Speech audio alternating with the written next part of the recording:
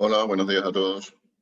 Vamos a dar comienzo a la tercera parte del webinar Influencia del coronavirus en la demanda de energía y los mercados eléctricos en Europa. El contenido será, al igual que los otros anteriores, evolución de los mercados de energía europeos y la financiación de proyectos de energías renovables.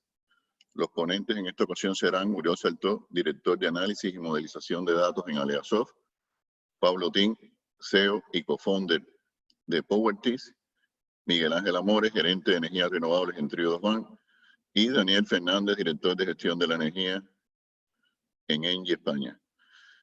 Recordamos que al final, a partir de las 13 horas, continuaremos con una mesa de análisis donde trataremos las cuestiones más interesantes, sobre todo el nuevo Real Decreto Ley 23 que se publicó ayer.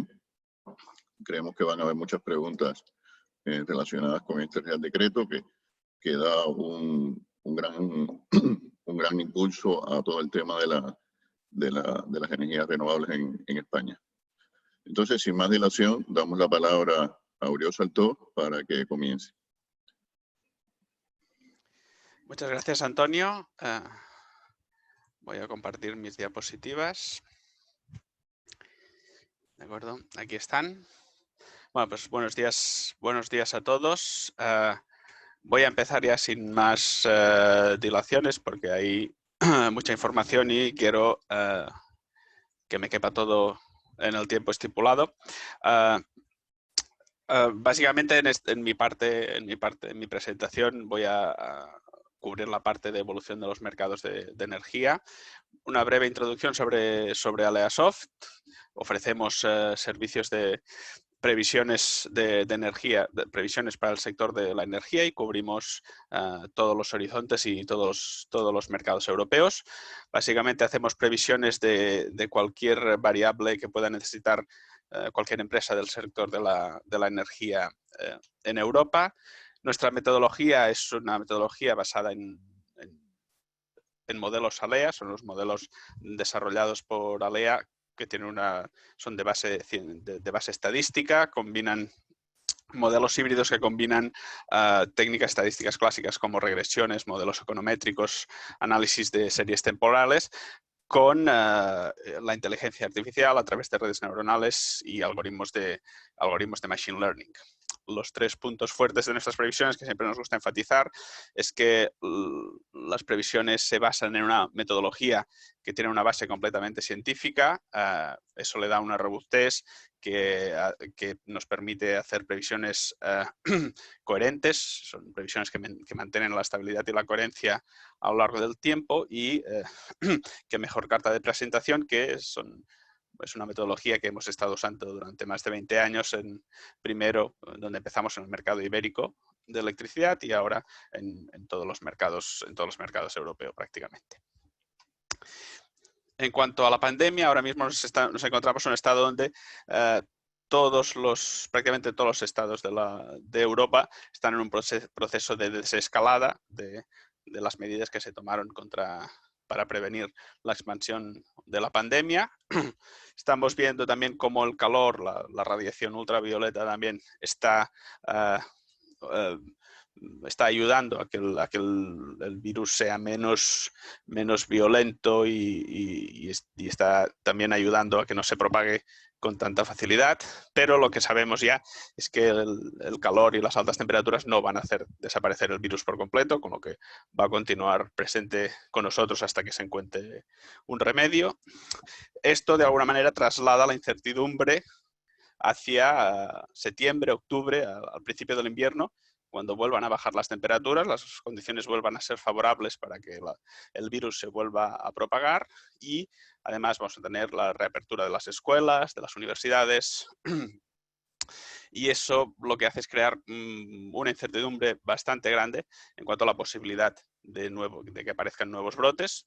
Nuevos brotes tendrían un impacto en la actividad económica, en la recuperación de la crisis económica y eso obviamente va a tener un impacto en la demanda de energía que también impactaría en los mercados. Vamos a mirar a combustibles y CO2.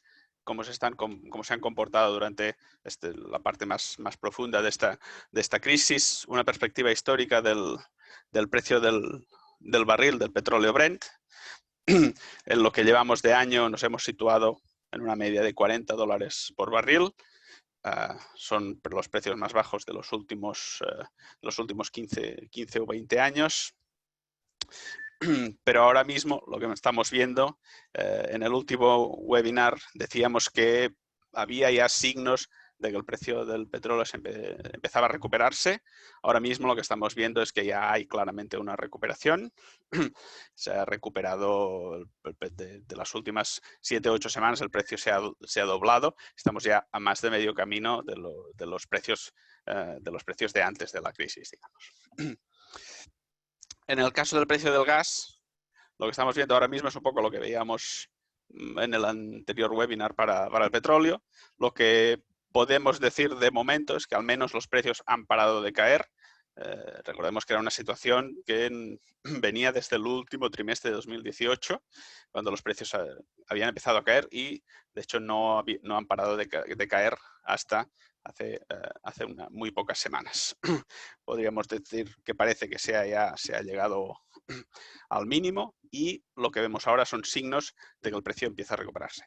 Y esto es algo que también veremos que está sustentando un poco y haciendo remontar un poco los precios de los mercados de electricidad también.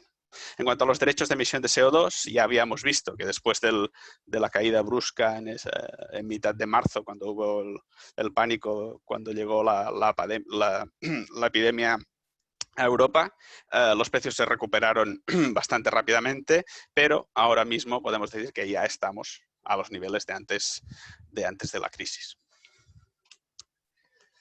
En cuanto a los mercados de electricidad, no voy a tener tiempo de ir por todos los mercados. Como siempre, podéis dirigiros al Observatorio de Mercados de Energía que tenemos en nuestra web. Ahí tenéis la evolución en detalle de precios, demanda y todas las variables de cada mercado. El último que hemos añadido es el mercado de Rumanía. Y también hemos añadido como novedad un observatorio de precios de los combustibles del CO2, precio del gas, del Brent y de los derechos de emisión de CO2. Así como una visión general de cómo se ha comportado la demanda en estos meses de 2020 con respecto a 2019, lo que podemos ver es que ya empezamos en febrero, o en febrero ya antes de la crisis, digamos, los niveles de demanda ya eran inferiores a los que habíamos tenido en 2019. Eso era básicamente debido a las condiciones meteorológicas.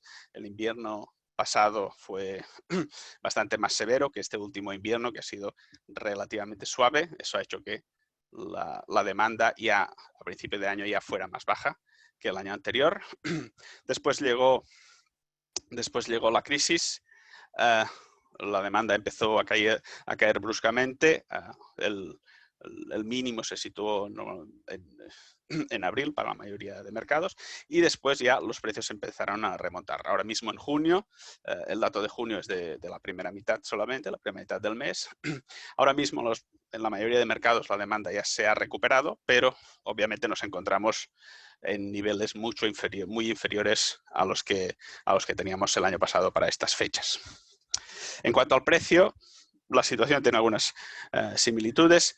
A principios de año, ya en enero y febrero, ya empezábamos el año muy por debajo de los precios en 2019. Estamos hablando de un 30% menos. Eso es debido a la tendencia a la baja que llevaban los precios desde finales de 2018, marcado principalmente por el comportamiento del precio del gas.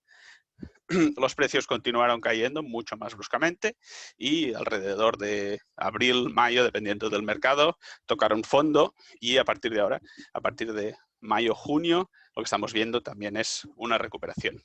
Al igual que en la demanda, aún nos encontramos a niveles muy por debajo de los que teníamos el año pasado.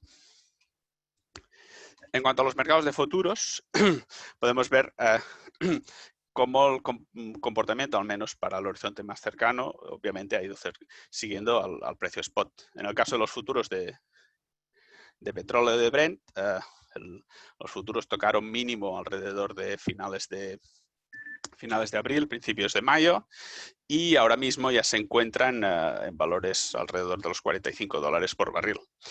En el largo plazo lo que vemos es que ese precio de equilibrio del mercado a largo plazo, sin tener en cuenta las influencias del corto plazo, vemos que no se ha movido demasiado. Continúa a niveles de $55 por barril, que es lo que teníamos antes de esta crisis. Para el caso de los futuros de gas, una situación muy parecida. En este caso tocaron el mínimo a principios de este mes y ahora ya están empezando a subir. De la misma manera, en el largo plazo, vemos que la situación de equilibrio, digamos, de este mercado no ha cambiado demasiado. No ha cambiado prácticamente, vaya, desde los inicios de la crisis. En este caso estábamos alrededor de los 15 euros por megavatio hora.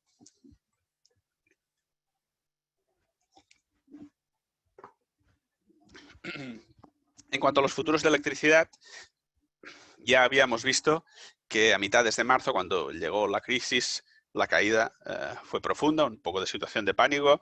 Después se recuperó relativamente rápido y después continuó la tendencia a la baja que ya llevaba desde hacía muchos meses, ¿no?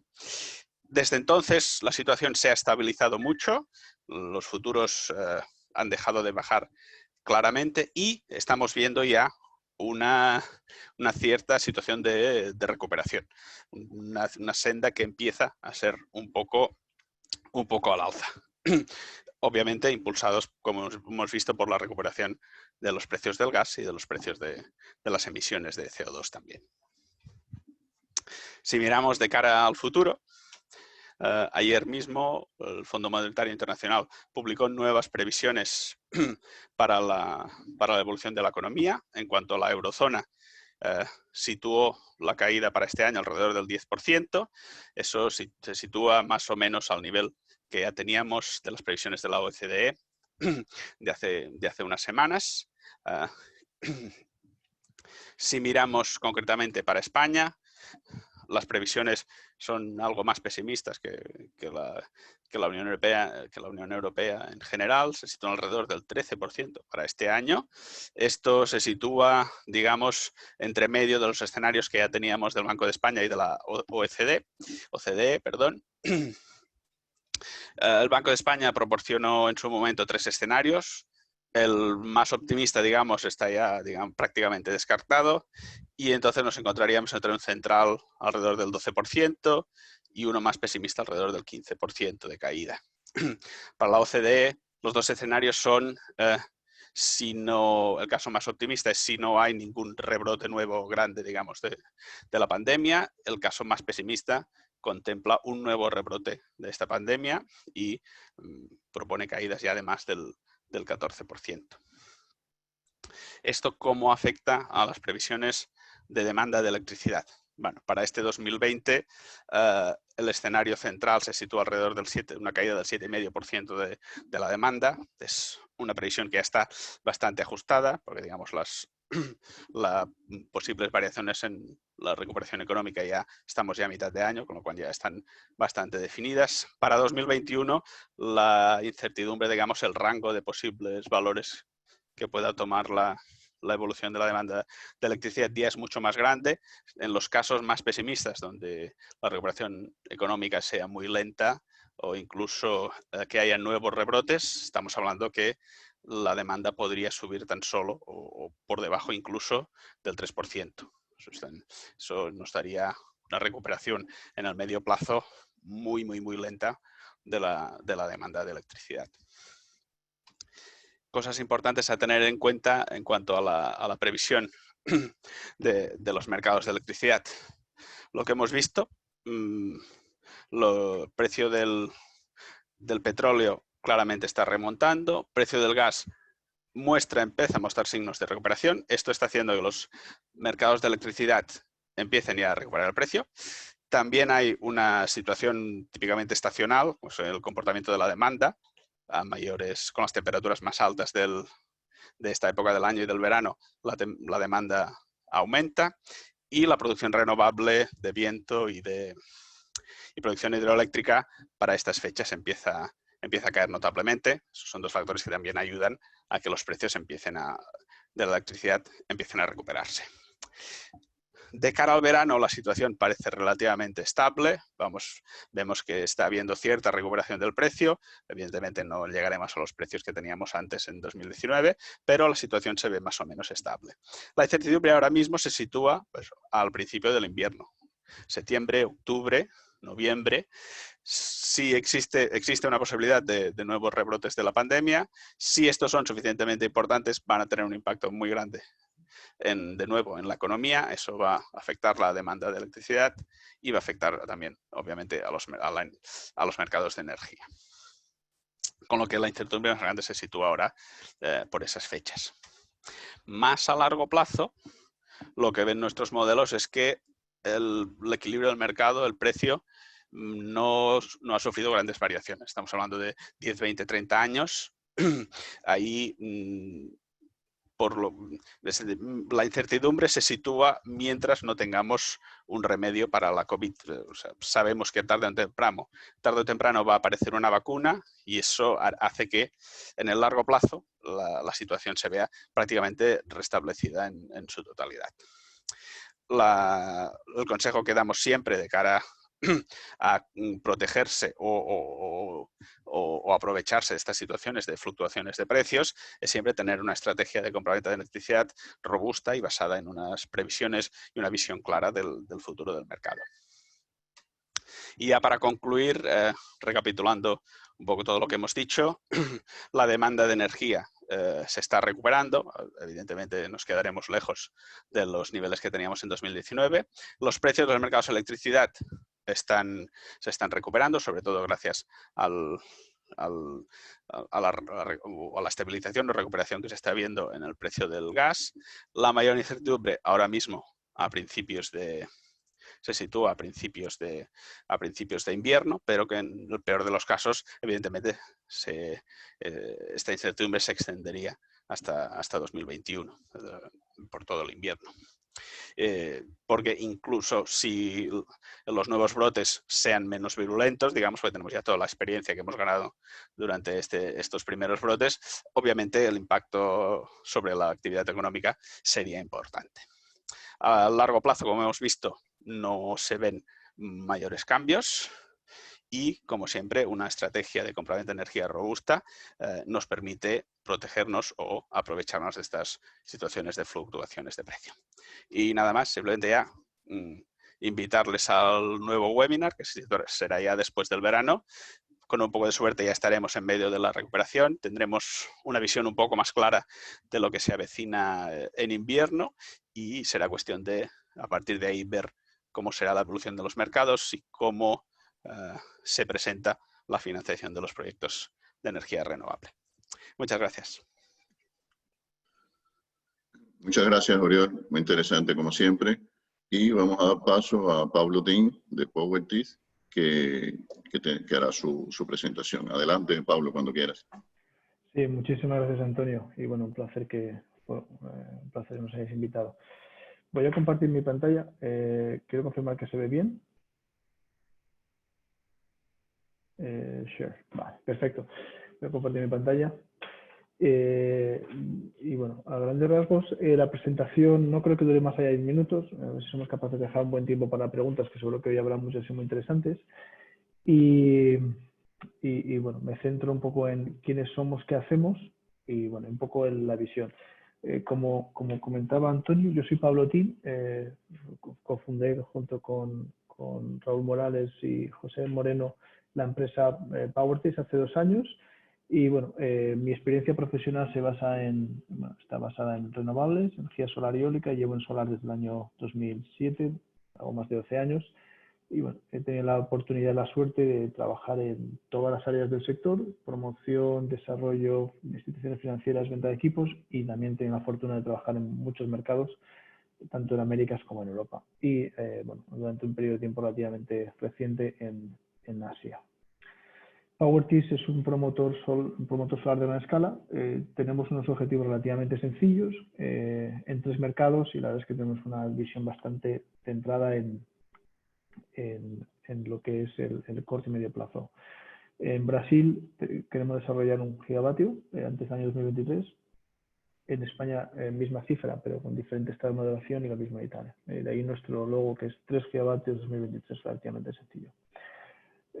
Nuestro modelo de negocio es la promoción y la idea del Ready to Invest, que es básicamente intentamos transmitir al mercado que somos una empresa que junto con nuestra compañía hermana Soltec, en la cual hace unos meses unimos fuerzas para crear Soltec Power Holding, desarrollamos paquetes de proyectos completos que incluyen todos y cada una de las fases que se necesita en el desarrollo de una planta solar, y de ahí la idea del ir más allá de la construcción del Ready to Build al Ready to Invest.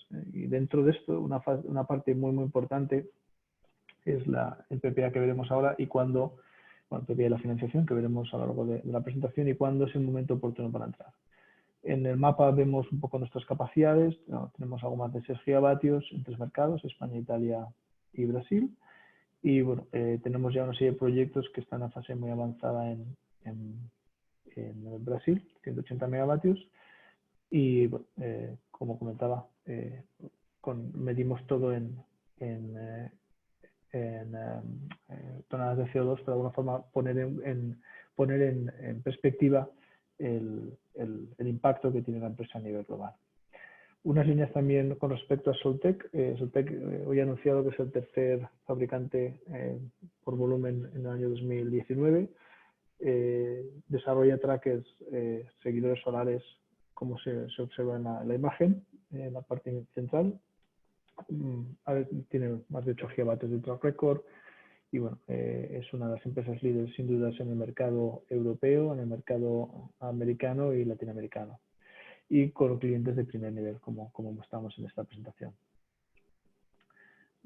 Entrando ya en materia, nuestra visión sobre el mercado y la evolución del mercado en Europa. Aquí voy a centrarme en una única slide, una única diapositiva, y en la cual mi objetivo aquí es mostrar un poco la evolución de los últimos años, tomando como referencia lo que ha pasado en España en el mes de marzo.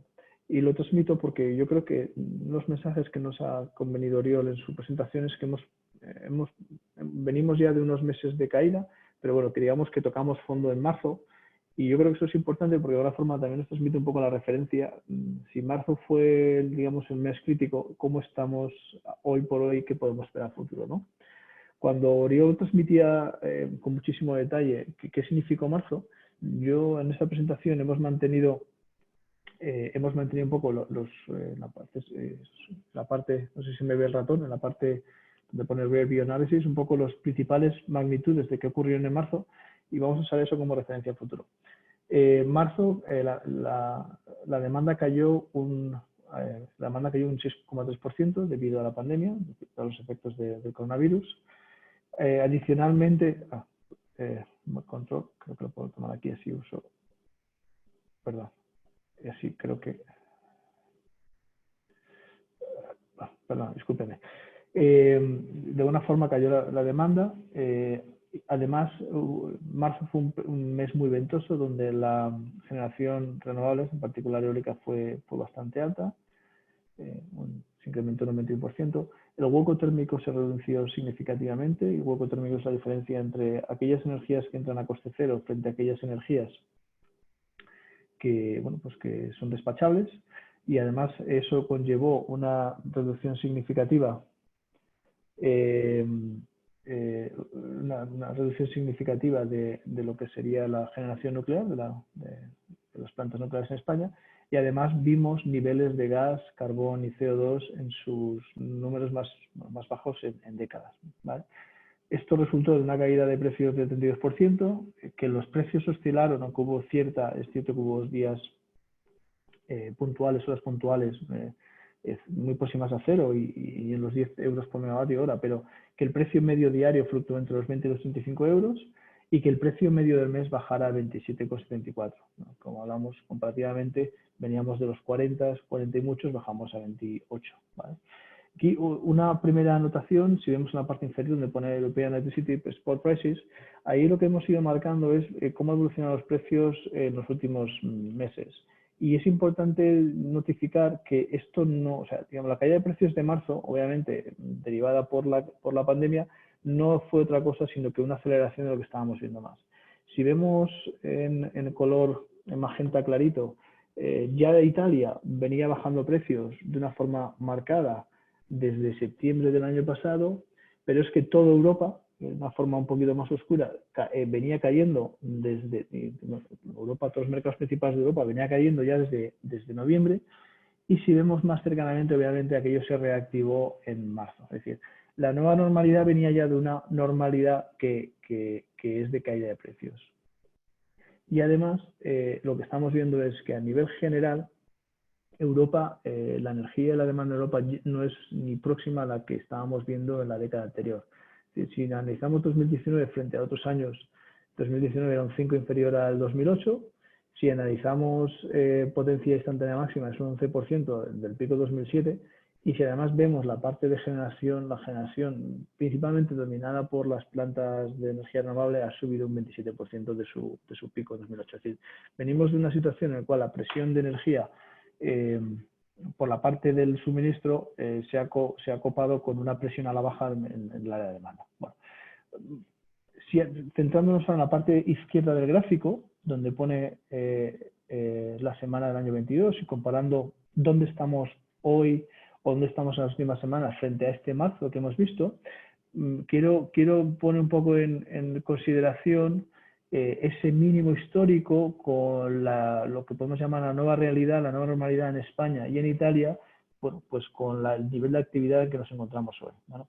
Si vemos la producción, la demanda diaria de la misma semana en la que nos encontramos hace un año, en el año 2010, el pico en España ha pasado de 750 gigavatios hora día a 625. Bueno, eso significa 125 gigavatios hora, que viene a ser entre un 15 y un 20%. Se nota que, y además estamos viendo que en las últimas semanas hay una cierta constancia, con efectos de temperatura aparte, que nos hace pensar que España, de momento estamos viendo con una demanda inferior de en torno a un 10-15%. Si además comparamos tema de precios, lo que se observa es que claramente la banda de precios que se mueve el mercado es muy similar a la banda de precios que se movió en los mínimos. Con lo cual, de alguna forma, nos quiere hacer pensar que el mercado se está estabilizando en estos parámetros. Esto es muy importante porque este punto de equilibrio es el que nos va a permitir sentar las bases para promotores como nosotros determinar si ha llegado el momento de sentarse a negociar, ¿no? Y si lo que estamos viendo a futuro de alguna forma se va a aproximar a lo que estamos viendo ahora. Entonces, ahí lo que se ha manifestado en este último paso es que los precios de las últimas 3 semanas oscilan claramente los mismos precios que vimos en marzo, ¿no? De alguna forma hemos tocado pues una base, ¿no? Y una resistencia. Y si además vemos cuál fue el precio medio de marzo frente a los precios medios de estas últimas semanas, podemos ver que claramente hay una estabilización. Haciendo este mismo ejercicio para Italia, antes de pasar a Italia, las curvas de demanda están muy próximas, con lo cual de alguna forma nos viene a marcar que esta es la nueva normalidad. Haciendo este mismo ejercicio para Italia, lo que vemos es que Italia está sufriendo más. Italia ha pasado de un pico de 1.200 gigavatios hora día en el año 2019, esta misma semana, año 2019, a no llegar a 900, son 300 gigavatios hora menos de pico, con lo cual estamos hablando de un 30% sobre un 30% de reducción. Si además tenemos en cuenta que los precios en Italia se oscilan en la misma banda que España, hay una cierta consistencia, da la sensación de que Italia todavía tiene viendo las curvas, tiene una tendencia a bajar todavía más, todavía no ha llegado al pico de la estabilización. Si lo comparamos con la media del mes de marzo, nos queda entender que, que todavía hay una cierta corrección, ¿no? Vemos que el precio medio de marzo está en la banda superior de los rangos que estamos observando en las últimas semanas. Y ya por último, lo que sí que hay una consistencia es que lo que serían las producciones y las demandas y la parte de la demanda a nivel nacional están bastante comprimidas. Se observa que el patrón de consumo es bastante similar. Hay una cierta alteración que era marcado como con el Festa de la República. Ese fue un día de fiesta nacional y realmente tiene un impacto significativo en los consumos del país, ¿no? Bueno, ¿qué queremos transmitir con todo esto y de alguna forma llegar a las conclusiones y permitir que los panelistas transmitan sus mensajes? El primer mensaje es que parece que los mercados ya sí que han llegado a una posición de equilibrio. Venimos de unos momentos de mucha incertidumbre, de mucha volatilidad, de mucha tensión en cuanto a la parte de la demanda, en cuanto a la parte de precios, en cuanto a la parte de la volatilidad. En fin, parece que se observa que este mes de junio, y podemos hacer un ejercicio similar para abril, se está estabilizando. Estamos llegando a un punto de estabilización. Yo lo llamo equilibrio, quizás no es correcto, el equilibrio quizás vaya a ir subiendo y quizás el precio se vaya a extender pues a medida que el gas suba, a medida que otras variables suban, pero lo que sí que estamos encontrando es un cierto equilibrio y es un punto de partida sobre el cual crear crecimiento. Segundo mensaje que creo que es importante transferir es que en esta nueva normalidad, a este nivel de actividad económica, y sin que haya un incremento en la electrificación, lo que estamos viendo ahora en junio se puede parecer bastante a lo que vamos a ver a futuro, si bien con las correcciones de efectos de los meses tiene de temperatura y de otro tipo. Pero sí que nos quiere transmitirnos esta información de que, de nuevo, mientras no cambien las condiciones de contorno, mientras lo que es la demanda, las fábricas, la producción no se incremente, o, muy importante, hay una mayor penetración del coche eléctrico, pues parece que estamos viendo una nueva normalidad que se basa en que los picos son significativamente inferiores, que además, ya he comentado, vienen ya desde hace muchos años, que las curvas son más planas y que en algunos mercados, que no es el caso de España o el mercado ibérico, España y Portugal, vamos a ver precios negativos. Se está observando incidentes de precios negativos con cierta seguridad en los mercados nórdicos y particularmente en el Reino Unido. Y bueno, esto se puede convertir en cierta forma una norma, ¿no? Y ya la tercera conclusión que nosotros observamos de estos últimos meses y de esta transición y de esta nueva normalidad es que mientras los niveles de precios actuales se mantengan, el carbón, por supuesto, por sus problemas y sus temáticas respecto a la emisión de CO2, pero además la nuclear lo va a tener muy, muy duro para ser competitivos. Y pensamos que el gas que hoy por hoy está marcando precios y está siendo competitivo porque tiene la fortuna de unos precios de gas que tocaron mínimos, bueno, pues que en unos meses, unos años van a sentir la presión de las energías renovables. Y dentro de las energías renovables, hoy por hoy, la eólica en España en particular, por su implantación en la década pasada y durante esta, pues todavía tiene son prioritarios y tienen una gran implantación. Entendemos que va a tener que evolucionar de una forma muy rápida para ser competitiva con la solar, que está viniendo muy fuerte, siendo extremadamente competitiva y una capacidad de reducción de precios. Si a grandes rasgos, desde Powertis creemos que ya estamos en un momento en el cual se puede hablar de cierta estabilidad. Creemos además que es un momento en el cual ya se puede empezar a plantear estrategias de precios para los próximos años, y además creemos que tenemos el viento de cola de los nuevos reales decretos que ocurren en España, pero que si lo pensamos están ocurriendo en todo el mundo, en el cual las energías renovables, y en nuestro caso la energía solar, pues van a ser los grandes dominadores del sector de la energía. Vale, con esto acabo la presentación y dejo al resto de panelistas que den su opinión. Muchas gracias, Pablo, por tu presentación. Y damos paso a Miguel Ángel Amores, de Trío 2, para que haga su presentación. Por favor, Miguel Ángel, cuando quieras. Muchas gracias, Antonio. Voy a compartir la presentación. Si me des un segundo. Vamos a ver. Ok, creo que ya estáis viendo, la verdad. Sí, se ve. Bueno, a ver si ejemplo. Pues nada, lo primero, muchas gracias a Eleasoft por invitarnos amablemente a este webinar para compartir un poco cómo vemos el sector ahora mismo, qué es lo que hacemos desde Trío 2 y qué impactos estamos viendo del COVID en el mercado, ¿no? Para aquellos que todavía no nos conocen, quería durante una pequeña presentación pues comentar qué es, como decía, quiénes somos, lo que hacemos y por qué lo hacemos, ¿no? Trío 2 Bank pues es un banco de los que se denominan sostenible, transparente. El propósito de Trío 2 cuando se creó ya en los años 80 era promover un cambio en la sociedad hacia un modelo mucho más sostenible, ¿no? lo que denominamos nosotros financiar el cambio y cambiar las finanzas. Financiar el cambio porque en este caso concreto las energías renovables lo que nos interesa es acelerar la transición energética para hacer frente a la emergencia climática que tenemos frente a nosotros y a su vez también animar a otras entidades financieras a ser mucho más sostenibles, a abandonar ciertos sectores, a hacerlo lo antes posible y caminar juntos hacia esa misión que tenemos como banco, y yo creo que cada uno de nosotros deberíamos también de ponerlos como objetivo, ¿no?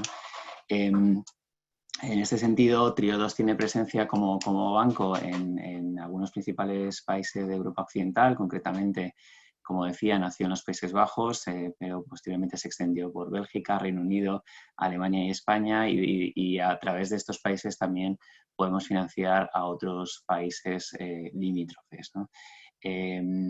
Triodos pertenece a la Global Alliance for Banking on Values, que es una alianza internacional de bancos que comparten pues, unos valores similares, ¿no? Financiamos no solamente la energía renovable, también estamos presentes en otros ámbitos de los sectores sociales, culturales y medioambientales, como cine, teatro, colegios, centros de discapacidad, eficiencia energética, autoconsumo, agricultura ecológica, etcétera, etcétera, ¿no? Y tenemos ya, para que tengáis una idea, pues más de 700.000 clientes repartidos por estos países de Europa. Centrándonos un poco más en lo que es las energías renovables, como banco hemos financiado activos renovables por valor de más de 1.600 millones de euros en términos de deuda, y también Triodos tiene unos fondos de inversión que están activos en multitud de países repartidos por todo el planeta, y que suman una inversión en renovables cercana a los 1.000 millones de euros, ¿no? Concretamente se han financiado 500 proyectos, la mayoría de energía eólica y energía fotovoltaica, pero también algunas centrales mini hidráulicas y otros tipos de instalaciones de energía renovable, como puede ser el almacenamiento, vinculado sobre todo a construcción, biomasa y diferentes proyectos de eficiencia energética, ¿no? En conjunto suman cerca de 4 gigavatios de potencia renovable que consiguen reducir las emisiones de CO2 en cerca de 1 millón de toneladas al año, ¿vale? También destacable que según la Clean Energy Pipeline Global League, en el ámbito de las energías renovables y concretamente dentro de la financiación de Project Finance, pues en los últimos 5 años, bueno, 5 años ya, considerando 2019, hemos sido el líder en número de proyectos financiados en energía renovable como Project Finance. Obviamente nuestro tamaño como banco es significativamente menor que otros bancos comerciales, por lo tanto en volumen total de activos es menor, no somos número 1 ni mucho menos, pero sí en el número de proyectos porque financiamos proyectos de tamaño pequeño y mediano, incluso mediante la modalidad de Project Finance, cuando otros bancos comerciales no lo hacen, ¿no? Concretamente, ¿qué estamos haciendo hoy en día para proyectos Greenfield, nuevos proyectos, ¿no? Pues ofrecemos, como es lógico, 2 modalidades de régimen económico, PPA y mercado, según las características del proyecto y los detalles de ese potencial PPA, etcétera, etcétera. Las condiciones que vienen aquí indicativas pueden variar, pero bueno, para hacernos una primera aproximación, la duración de la deuda suele rondar los 15-16 años, en algún caso puede ser un poquito mayor o un poquito menor, según el perfil de riesgo del proyecto. También dependerá de la tecnología. En fotovoltaica podemos estirarlo un poquitín más, en eólica tenemos menos margen por temas técnicos, pero para tener una primera aproximación pues ronda más o menos esos 15-16 años, ¿vale? Dimensionamos la deuda buscando al menos un ratio de cobertura de servicio de la deuda en proyectos bajo PPA en torno al 1,35 para fotovoltaica y 1,40 en eólica. Insisto mucho que depende al final del proyecto, es decir, si tenemos un off-take investment grade, buenas condiciones en el PPA, etcétera, etcétera, estos ratios pueden variar. En el caso de financiación a mercado, como primera aproximación, rondan el 1,40 al menos en proyectos de fotovoltaica y 1,50 en proyectos de eólica, ¿no? El dimensionamiento de la deuda se hace con proyectos de fotovoltaica siempre con el percentil 50, porque bueno, ya después de muchos años, creo que está más que demostrado que las previsiones de los asesores técnicos en fotovoltaica suelen estar muy próximas a la realidad. En eólica no es tanto el caso, depende mucho del proyecto, entonces somos más prudentes, como es lógico y como es el estándar de mercado, y usamos el percentil 90 siempre, ¿no? A la hora de intentar aumentar un poco el apalancamiento, porque ahora lo veremos relativamente bajo en algunos casos, pues introducimos fórmulas de barridos de caja que típicamente pueden llegar hasta el 35% de esos flujos de caja anuales, si bien, como siempre, dependerá mucho del perfil del proyecto y también del apetito del banco por riesgo y las necesidades del sponsor, que si quiere maximizar ese apalancamiento a costa de penalizar el barrido de caja o al revés, ¿no? Con todo esto nos salen los apalancamientos, insisto, muy orientativos, pero bueno, un poco por el número de proyectos que hemos ido viendo durante este tiempo y hemos financiado en algunos casos, pues suele oscilar en el PPA en apalancamiento entre el 55 y el 70%, en función de todos los parámetros que hemos ido hablando, ¿no? Y en el caso de riesgo mercado, con los escenarios de precios actuales estamos viendo más en torno al 40-55%, ¿no? Obviamente no es lo mismo un proyecto con un CAPEX más alto que otro, por lo tanto automáticamente se traduce en apalancamiento, y no es lo mismo un proyecto que tenga una producción más alta u otra, o tenga unos costes, un OPEX, unos costes de operación más altos u otros, ¿no? Todo eso influye de forma determinante en ese apalancamiento. En cuanto a tamaño del ticket que cogemos como banco, pues yo creo que somos el único banco que es capaz de hacer un project finance por 2 millones de euros. Incluso en algún caso lo hemos hecho por algo menos. Obviamente, desde el punto de vista de trabajo, rentabilidad del banco es mucho menor que una financiación de proyecto de 20-25 millones, pero como comentábamos al principio, la misión del banco es promover las energías renovables y en la medida que sea posible, pues en algunos casos hemos estructurado financiaciones de proyecto incluso en esos umbrales, ¿no? El importe máximo de deuda por proyecto es de 25 millones. Si fuera un portfolio de proyectos, ese límite puede aumentar.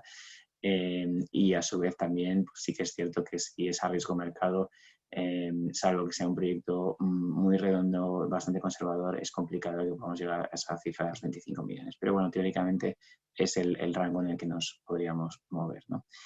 Otros puntos relevantes, obviamente en un PPA y más en la situación actual, tenemos preferencia por PPAs con off-taker investment grade. Si bien no es una condición necesaria, podemos financiar, aunque no sea un off-taker investment grade, siempre y cuando haya avales bancarios que sean ejecutables en caso de ruptura anticipada de PPA, ¿no? Y que ese importe de esos avales bancarios de alguna manera cubra el riesgo que buscamos y nos haga sentir confortables en la operación, ¿no? Y a su vez también, para que estas condiciones orientativas se apliquen para un PPA, el PPA debería tener al menos 10 años, ¿no? Porque obviamente con un proyecto con una duración de 15-16 años, pues un PPA de menos de 10 años sería una cola negativa demasiado larga y casi tendría más un perfil de riesgo mercado, ¿no? Insistir en nuestra larga experiencia en Triodos en financiación de energías renovables, a pesar desde nuestro tamaño.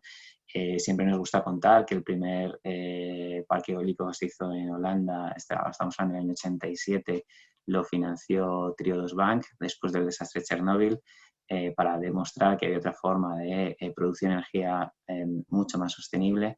En aquel momento, pues fíjate, parecían unos locos. Hoy en día pues serían considerados como unos visionarios, ¿no? Desde entonces, obviamente la experiencia que ha tenido Triodos en el ámbito de renovables ha ido creciendo y creciendo. En el grupo de renovables internacional, dentro de Triodos, pues somos más de 50 personas entre fondos de inversión y banco en los diferentes países que estamos especializados únicamente en financiación de proyectos de energías renovables, con lo cual hay mucha experiencia.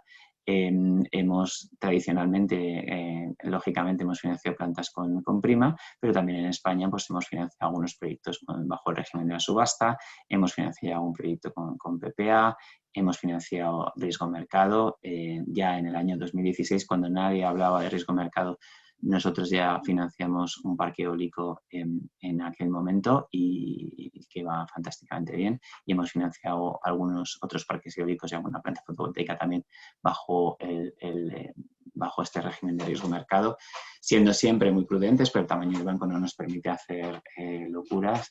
Pero yo creo que uno de los puntos fuertes que tiene Triodos es que somos bastante flexibles. Tenemos un equipo formado, mixto entre ingenieros, economistas y abogados, y eso también nos permite probablemente entender bien los riesgos desde todos los ámbitos y ser más flexible a veces en la financiación de proyectos, ¿no? También financiamos autoconsumo. Una de las opciones que estamos cada vez valorando más, todavía no hemos cerrado ningún proyecto, pero yo creo que dentro de poco lo conseguiremos, es financiación bajo modalidad de Project Finance de autoconsumo, con un portfolio equilibrado de proyectos, diferentes off-takers, un tamaño razonable de proyecto nos permitiría estructurarlo bajo la medida de Project Finance. Esto desde Triodos nos gusta mucho porque entendemos que la mejor forma de producir energía renovable es energía distribuida y de forma próxima entre el punto de generación y consumo. Por lo tanto, es una fórmula también que estamos valorando y estamos analizando en detalle. También destacar que bajo manera de Project Finance hemos hecho otras cosas como financiación de district heating, calefacción centralizada de calor, por ejemplo, en la ciudad de Soria. Así que yo creo que en ese sentido, como comentaba antes, somos bastante flexibles y un tanto innovadores, ¿no?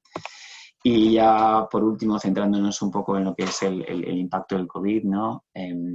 Pues bueno, cómo vemos el mercado y qué estamos viendo, ¿no?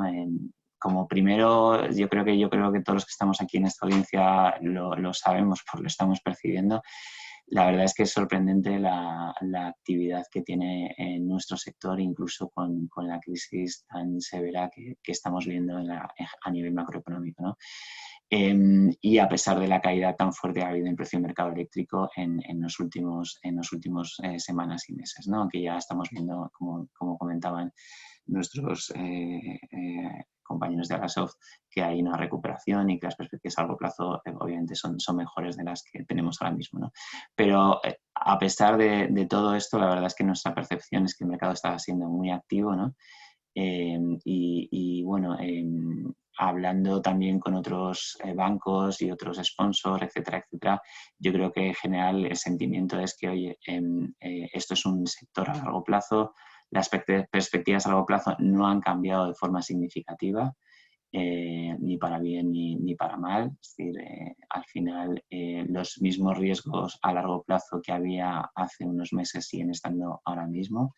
Si bien obviamente las curvas de precios han cambiado un poco y eso tiene un impacto a nivel de estructuración de deuda, pero las perspectivas a largo plazo y el horizonte no ha cambiado de forma significativa. Y también otro motivo que explica por qué este sector de las energías renovables está tan activo, pues bueno, al final parece que se está considerando casi como un sector refugio, ¿no? Cuando ves tan afectados otros sectores, pues al final el sector de las energías renovables parece que es un sector mucho más estable y con unas perspectivas de crecimiento muy fuerte frente a las dudas que pueda haber en otros sectores, ¿no? A nivel desde el punto de vista del sponsor, ¿cuáles son los impactos del COVID? No creo que se descubrir nada. Obviamente se ha abierto una oportunidad, ¿no?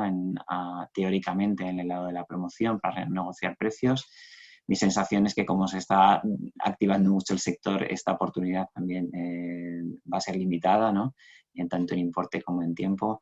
En los proyectos que están en construcción, pues obviamente, como es lógico, puede haber pequeños retrasos en la construcción, la cartera de proyectos que tenemos financiados no le hemos notado un impacto significativo, por lo menos aquí en España, pero obviamente hay algunos proyectos que pueden verse algo afectados.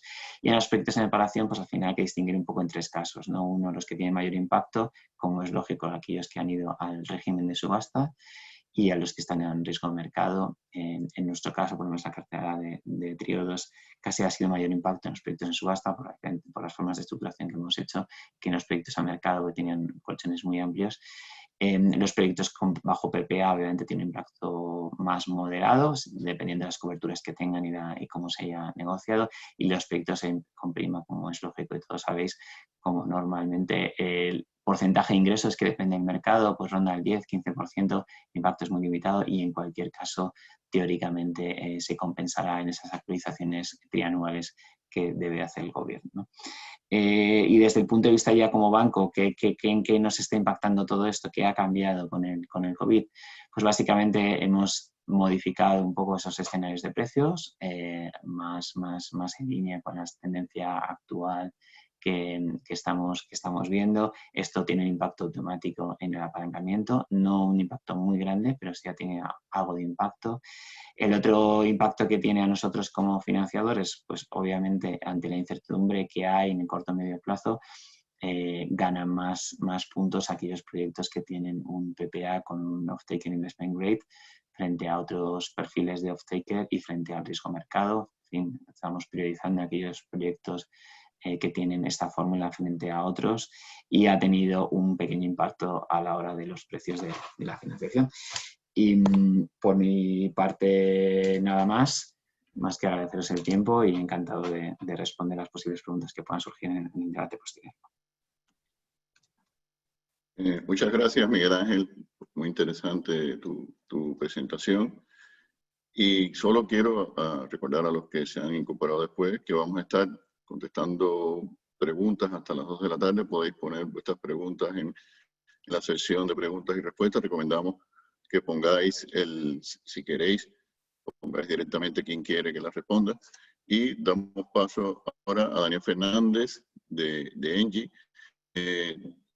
Adelante, Dani, puedes comenzar.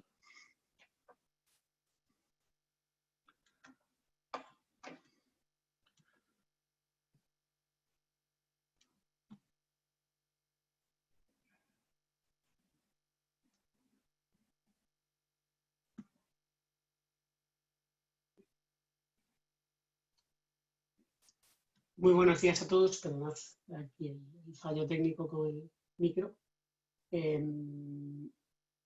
Pues venga, compartimos pantalla.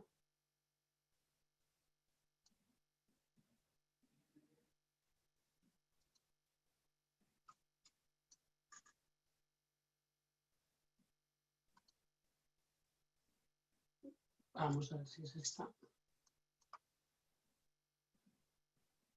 Sí, perfecto. Se ve bien, Dani. Pues buenos días a todos. Soy Daniel Fernández, soy director de Mercados Mayoristas y Originación en Engie España.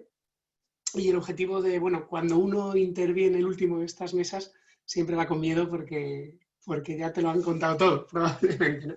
Entonces, bueno, se ha contado mucho y han sido excelentes ponencias las de Oriol, Pablo y Miguel Ángel.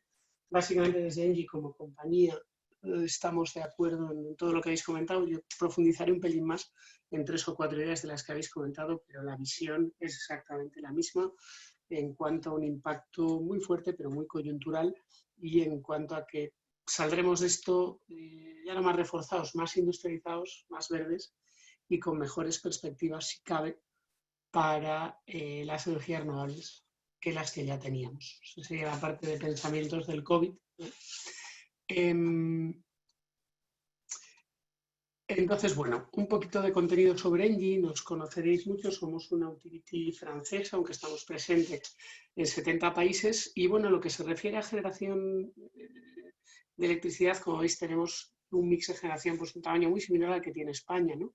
Con un mix que es la mitad gas, una cuarta parte fundamentalmente ese 24% es de ese 24, un 18 es hidro y el resto es viento y algo de fotovoltaica y el resto, bueno, otras tecnologías como vemos aquí. Algunas cifras del grupo aquí las veis, no me voy a enredar mucho, pero una de las primeras compañías energéticas del mundo. Nosotros decimos que somos una utility un poco diferente porque, bueno, nos apoyamos en 4 pilares, que son redes de gas y generación tradicional, fundamentalmente a gas, como vemos aquí, pero creemos que el futuro vendrá por las renovables, vendrá por soluciones muy adaptadas a un cliente que tiene que consumir menos energía, mejor energía, y de una manera más independiente, más autónoma, ya no solo más limpia, ¿no? Con lo cual, nosotros nos posicionamos como la utility leader en las economías de cero carbono, de bajo carbono, de pocas emisiones, y nos posicionamos como el socio energético de referencia de cara a que nuestros clientes consuman menos, consuman mejor, sean más amistosos con el medio ambiente y a partir de ahí hagamos beneficios. Tenemos un plan estratégico 19-21, de esos 12 billion que vemos ahí, hay ya 10 billion asignados a proyectos. ¿Qué es Engie en España? Bueno, pues Engie en España es una compañía presente con sedes en 17 provincias, 2.200 trabajadores, y que hacemos un poco de todo, tanto desde el punto de vista de la generación y comercialización tradicional, generación, ciclos combinados, viento, fotovoltaica, hidráulica, y también hacemos todo tipo de soluciones de ingeniería orientadas al entorno de la energía, desde su diseño, su implementación, su mantenimiento y su financiación, incluso también, ¿por qué no?, estar en el capital y quedarnos en esas sociedades. Y en ese sentido tenemos calderas de distrito en Barcelona, Pamplona, Guadalajara, tenemos cogeneraciones, tenemos parques eólicos, parques fotovoltaicos, etc. Ahí tenéis los mantras de la estrategia de la compañía, y nuestra razón de ser es liderar un mundo neutro en carbono, cosa que nos hace un animalito un poco diferente. De hecho, nuestro producto estrella es lo que llamamos la Engie Global Solution, que veis aquí, que es un ciclo integral desde el diseño hasta la implementación, la operación, la financiación de la solución energética que sea necesaria. Por daros varios ejemplos, hacemos desde la ingeniería de climatización y electrificación de la Torre Caleido, aquí en Madrid, o de parte de los túneles de la M30, o hacemos proyectos integrales como el que vemos en este ejemplo, Proyecto Goya, lanzado en 2018, donde ahí participamos como parte del EPC de esos parques eólicos. Tenemos un 15% del equity, dimos un PPA que hizo bancable el proyecto, un proyecto de 300 megavatios, un PPA a 12 años, en este caso un producto tipo suelo, que bancabilizó el proyecto, viabilizó el proyecto, y además hacemos la representación a mercado, tradeamos las garantías de origen y nos quedamos en el equity. Con lo cual ahí veis, este gráfico que tenemos aquí refleja esa vocación de Engie de, obviamente, de entrar en el mundo de los PPAs para viabilizar proyectos renovables, pero para extraer la mayor cantidad de valor de esos proyectos. No entendemos el PPA como una mera herramienta de gestión de intercambio de riesgo, y no entendemos el PPA como una mera cobertura, sino algo que nos permite estar integrados cuanto más mejor en todo este círculo virtuoso que vemos aquí de generar energía verde, viabilizar un proyecto, diseñarlo, construirlo, mantenerlo, operarlo. Entonces, bueno, en ese sentido, respecto al negocio de los PPAs, nos posicionamos en toda la cadena de valor. Compramos, somos off-takers, pero también como comercializadores damos acceso al corporate PPA, a la energía verde, a esos potenciales off-takers que puedan estar interesados, con lo cual nos posicionamos en toda la cadena de valor del mundo de los PPAs. A la hora de plantear esta presentación, aquí hay muchísima información, no voy a entrar porque os aburriríais, y la idea es que sea bastante autocontenida para que tengamos fuentes de información de este mundo de los PPAs. Me he querido centrar, como hablábamos de financiación a través de PPAs, ¿qué problemas tienen los contratos de PPAs? Bueno, pues los listo aquí. Fundamentalmente son 4 y el quinto que es casi una conclusión, ¿no? Problemas, time to market. Nosotros en media estamos un año y 3 meses negociando un contrato, y en un año y 3 meses, un año, pasan muchísimas cosas. Cambian los lenders, cambian los stakeholders, el apetito de riesgo, los mandatos. Con lo cual pueden cambiar muchas cosas y hay que anticiparse mucho antes para ir centrando el tiro. Una de las cosas que más impacta es cómo evoluciona el mercado. Aquí estamos siempre preciando contra una curva de precios que cada vez es más transparente, que cada vez da más información.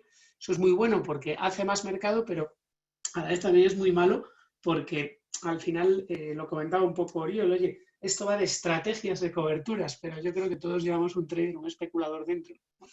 Entonces, la ortodoxia te dice que si el precio te vale, cierra, compra, vende y olvídate. Pero bueno, en fin, hay que tener una visión muy de largo plazo, como apuntaban Pablo y Miguel Ángel, para ir por ahí. Entonces, primer problema, time to market. Segundo problema, cada vez más visibilidad a 10 años, a 12 años, mucha diversidad entre las distintas casas de trading, lo que genera ruido y lo que puede llegar a generar expectativas que no son realistas. Ahora comentaré un poquito más.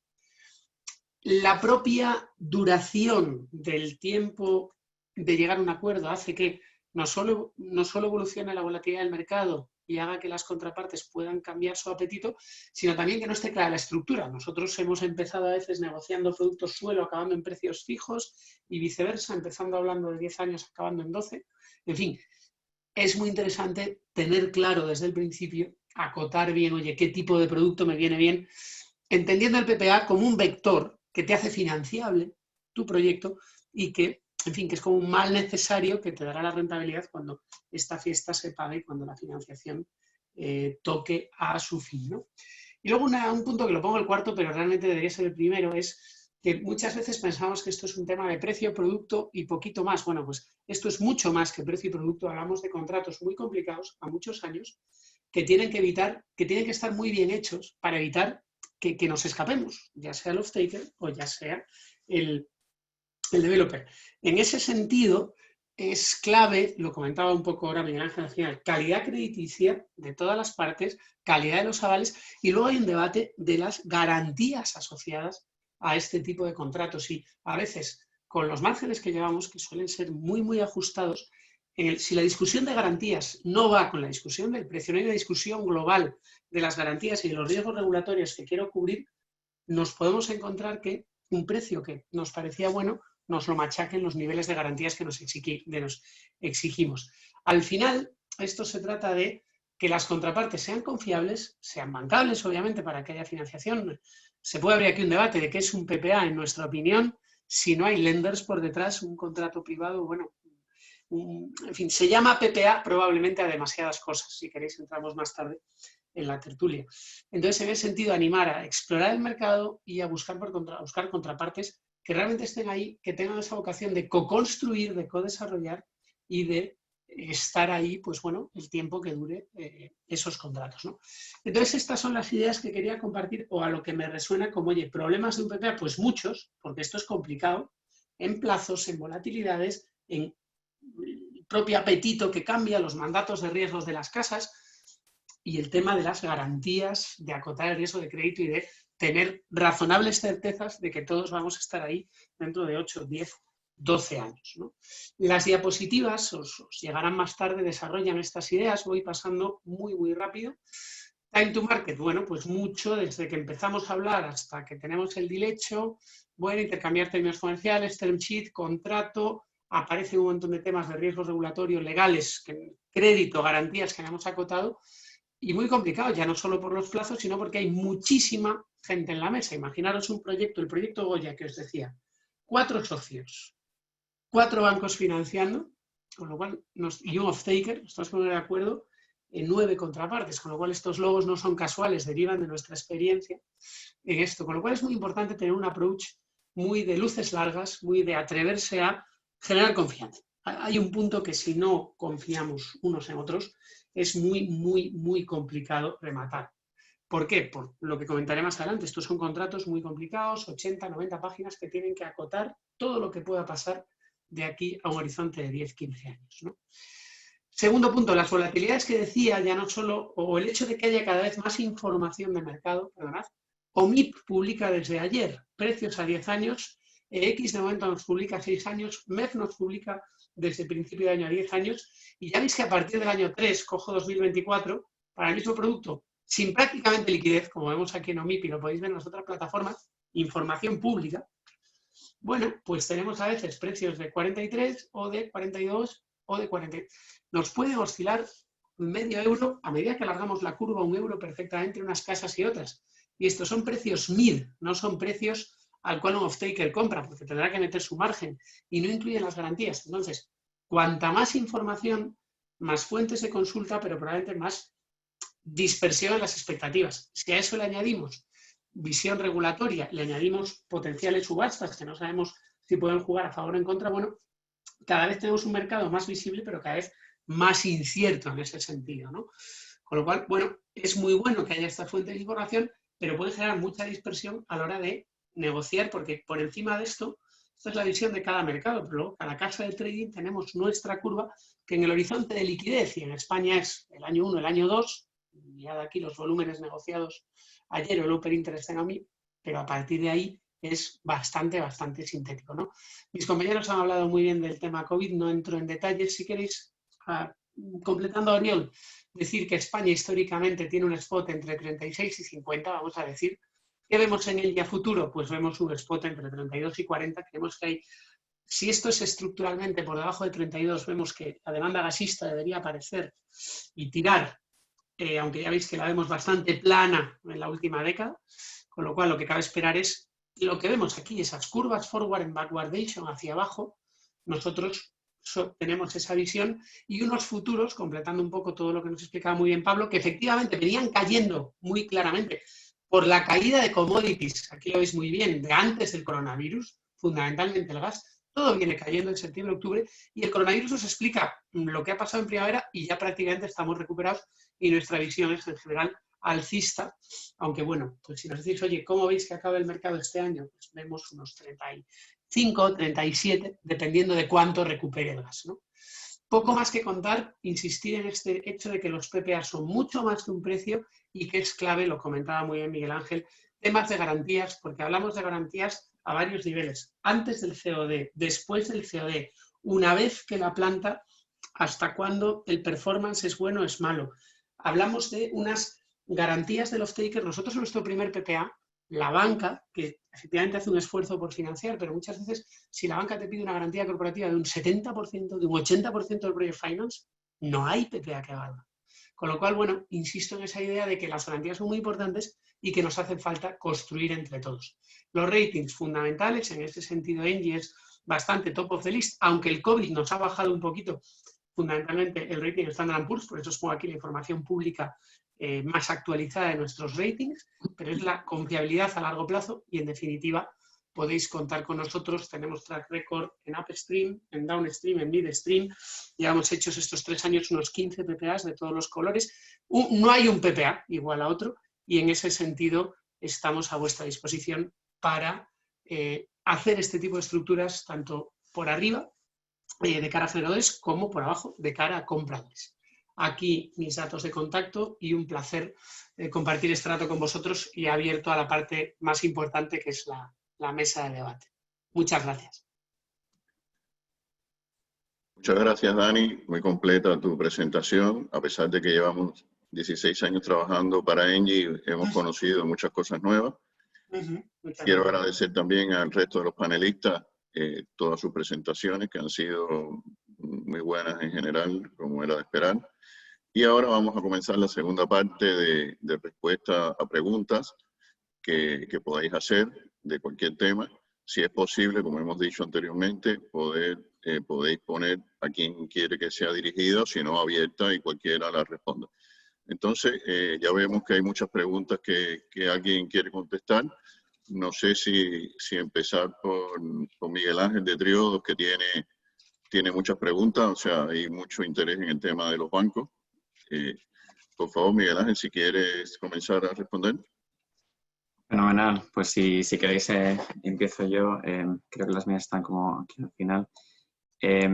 Había una pregunta relativa a los tipos de interés. Depende mucho obviamente del perfil de riesgo y de las garantías que hay asociadas, ¿no? Básicamente puede rondar entre los, típicamente entre los 225, un spread entre 225 y 275 puntos básicos, pero insisto, depende mucho si es riesgo mercado, si es con PPA, si tiene, qué tipo de garantías tiene, si es un off-take investment grade, etcétera, etcétera, ¿no? Pero en cualquier caso, los tipos de interés que nosotros manejamos son de mercado, nosotros ni somos más baratos ni más caros que otros bancos, simplemente pues ofrecemos un servicio similar con algunas particularidades que lo hacen algo distinto, que ya he comentado antes. Vale, luego tenía otra pregunta de Jorge Ricard, que incluye varias subpreguntas. Uno es apalancamiento máximo para PPA y Merchant. Vale, he dado los rangos habituales. Nosotros en Triodos no tenemos en sí mismo un límite máximo de apalancamiento, pero bueno, al final la experiencia nos dice que los apalancamientos que suelen darse por los criterios de dimensionamiento de deuda que manejamos pues son del 40 a 55% a mercado y del 55 a 70% en un PPA. No quiere decir que si al final tenemos un PPA excelente, un bajo CAPEX, bajo OPEX y una producción muy buena con un investment grade, y etcétera, etcétera, pues en algún caso pueden superar, incluso acercarse al 80%, ¿no? Pero no tenemos una línea roja. Otra pregunta es si encajan los esquemas mixtos de PPA a corto plazo más mercado. A ver, un PPA a corto plazo casi es un riesgo mercado, es decir, como he explicado durante la presentación, para que nosotros nos haga un apalancamiento medianamente aceptable, tenemos que irnos a una duración del préstamo en torno a 15, 16 años, ¿no? Si tenemos un PPA a 3, 5 años, pues al final la vida de la deuda va a estar expuesta en su mayor parte a riesgo mercado, por lo tanto no aportaría demasiado.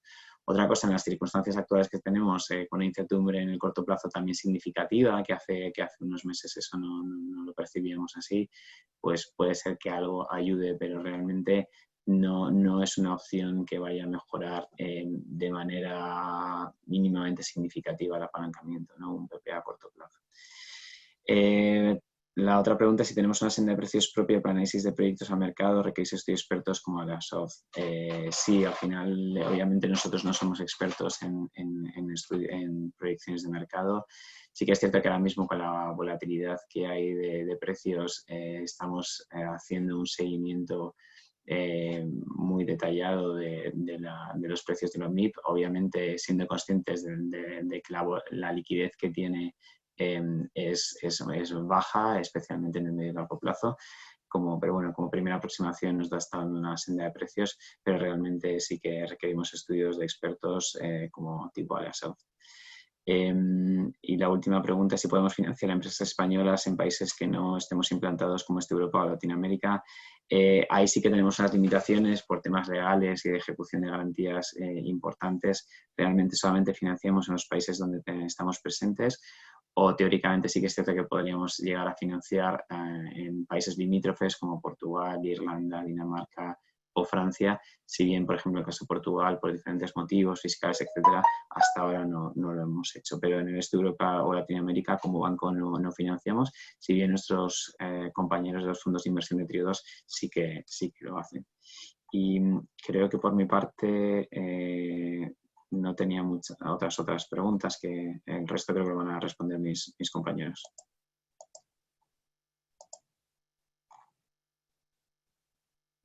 Gracias, Miguel Ángel. De todas maneras, tenemos bastante tiempo, o sea que todavía pueden salir más preguntas. Y veo que Pablo tiene unas cuantas preguntas ahí que ha señalado para contestar. Adelante, Pablo, por favor. Muy bien, muchísimas gracias, Antonio. A ver, la primera es fácil, es si PowerTI solo trabaja con Tracker de SolTech, y la respuesta es sí.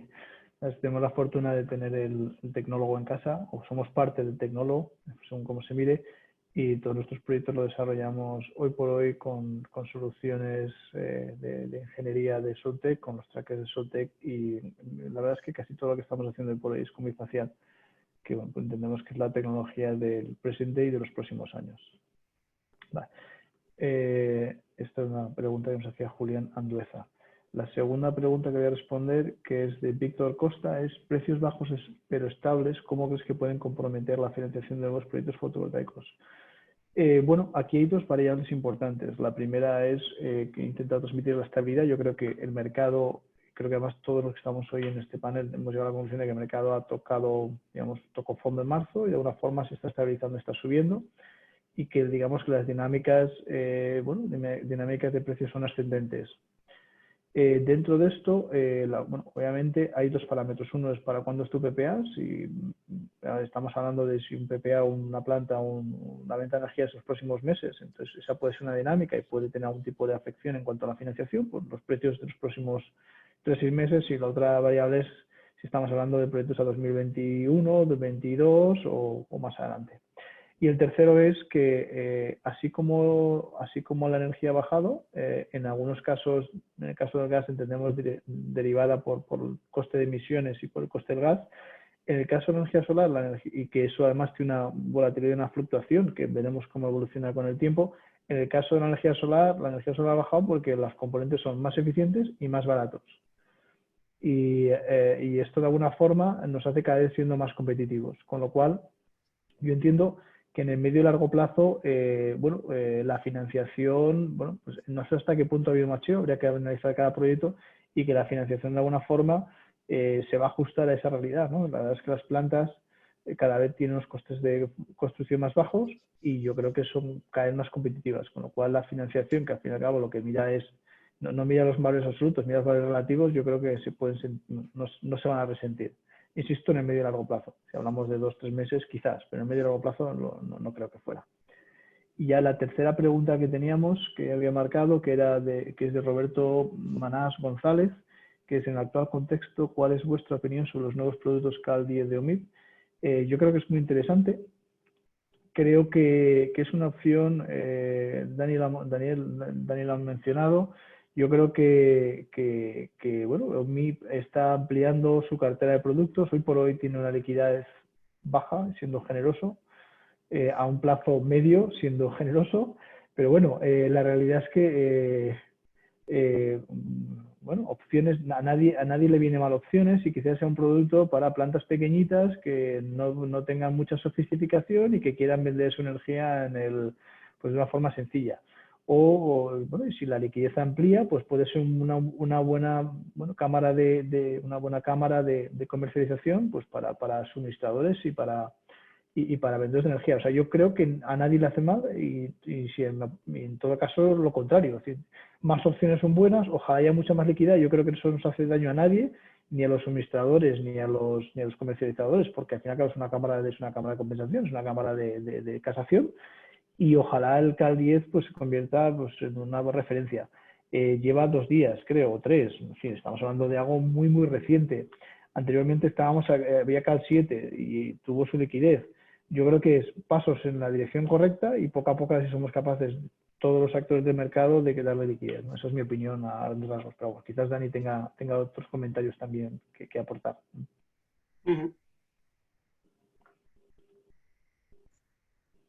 Antonio, estás sin micrófono. Sí, gracias. Gracias, Pablo. Creo que Uriol también tenía un par de preguntas que había señalado para responder. Sí, cierto. Voy a empezar por la última, porque hay una que son 2 partes y yo solo contestaré a una y dejaré el resto para ver si alguien la puede contestar. La última pregunta decía: actualmente, debido a que el corto plazo es más bajo, en perspectivas económicas que el largo, se da la circunstancia que los futuros de 2022 son más altos que los de 2021. ¿Crees que esto se mantendrá así o irá convergiendo a un mismo precio, bajando el 2022 y subiendo el 2021? Bueno, lo que dicen nuestras previsiones más recientes es que ambos futuros, tanto el CAL 21 como el CAL 22, ahora mismo están ligeramente sobrevalorados respecto a las previsiones del precio spot. Sí que es cierto que, como las previsiones sobre la recuperación económica van cambiando constantemente, las previsiones y los futuros también fluctúan de manera importante durante estos días y semanas. A medida que vayamos entrando en la recuperación económica, eso se irá digamos que se irá definiendo más. Como digo, ahora mismo parece que ambos están ligeramente sobrevalorados. Sí que parece claro que el precio spot en 2022 hay muchas probabilidades de que sea más alto que en 2021, con lo que en principio correcciones a la alza o la baja serían en paralelo en los dos futuros. Eso obviamente dado la intrínseca volatilidad que tiene el precio debido, por ejemplo, a las condiciones meteorológicas, con lo que un 2022 con temperaturas muy suaves, pues obviamente haría bajar mucho la demanda y consecuentemente también los precios. Pero en principio, sobre escenarios medios, estamos viendo que 2022 tiene probabilidades de ser más alto que 2021. Y después, otra pregunta, que son de hecho dos preguntas, contestaré solo una y el resto la pasaré a mis compañeros. Es sobre huertos solares de entre 1 y 5 megas. Dice, estos días nos están ofreciendo la posibilidad de cerrar PPAs a 10 años en torno a los 40 euros el megavatio hora. Como hemos visto, se prevén subidas de cara a Q3. ¿Ven interesante cerrar estos plazos a 10 años si se llegara a en torno de los 45 euros? Bueno, lo que estamos viendo con las previsiones a más largo plazo que estamos haciendo, 40 euros megavatio hora está en torno a ese precio de equilibrio más o menos que están viendo nuestros modelos. Por lo que en ese sentido parece un precio justo. Si es asumible o no para un determinado proyecto, pues ya habrá que hacer los números para cada proyecto en particular. Lo que sí que querría destacar es que aquí estamos hablando de precios de equilibrio, es decir, en torno a qué precio va a fluctuar el mercado en el futuro. Lo que es importante es que el precio va a continuar fluctuando. Es decir, una previsión a largo plazo, obviamente, siempre tienes una tendencia muy suave que te marca cuál será ese equilibrio, pero obviamente lo que se espera es que el mercado continúe fluctuando, porque obviamente vamos a tener más renovables, eso la producción de naturaleza intermitente de estas producciones hará variar el precio. Continuaremos teniendo fluctuaciones del precio de los combustibles. Mientras haya gas en el sistema, pues el precio también fluctuará igual que el precio del gas. Por lo que, además de entender y tener conocimiento y tener una visión clara de cuál es el equilibrio a largo plazo, lo que es muy importante es tener en cuenta cómo va a fluctuar este precio, qué probabilidades hay de que en un determinado año el precio suba o baja suba o baja de un determinado precio, y con eso ver si nuestro proyecto es capaz de asumir pues con una determinada probabilidad que el precio durante 2 años esté, por ejemplo, por debajo de los 35 euros el megavatio. Para eso lo que necesitamos son previsiones con una métrica con una banda de confianza que nos dé una probabilidad numérica de cuál va a ser la probabilidad de que el precio se mantenga alto o bajo durante un cierto tiempo. Y la segunda parte de la pregunta, o la primera parte, que yo he ido directamente a la segunda, que ya aprovecho y la leo y la paso a mis compañeros. Estamos hablando, como hemos dicho, de huertos solares de entre 1 y 5 megas. Dicen, ¿cómo ven el repowering con la nueva normativa de cara a ampliar estos campos ya existentes? Bueno, si alguien quiere contestar la pregunta esa sobre el repowering. Si quieres, respondo a esta y enlazo con la siguiente, que es para mí también, ¿vale? Ya dejo el resto de contenidos que yo creo que entra. Bueno, para ser francos, no puedo aportar nada sobre el tema de CAL 21 y CAL 22. Eso supera con creces mis capacidades de futurología. Y creo que además que si los que estuviéramos aquí lo supiéramos, quizás nos dedicaríamos a otra cosa. Pero eso es una impresión personal. Dicho esto, con respecto al repowering, esa es una pregunta muy interesante. Vamos a ver, desde luego se ha abierto, con el nuevo Real Decreto, se ha abierto múltiples ventanas de oportunidad.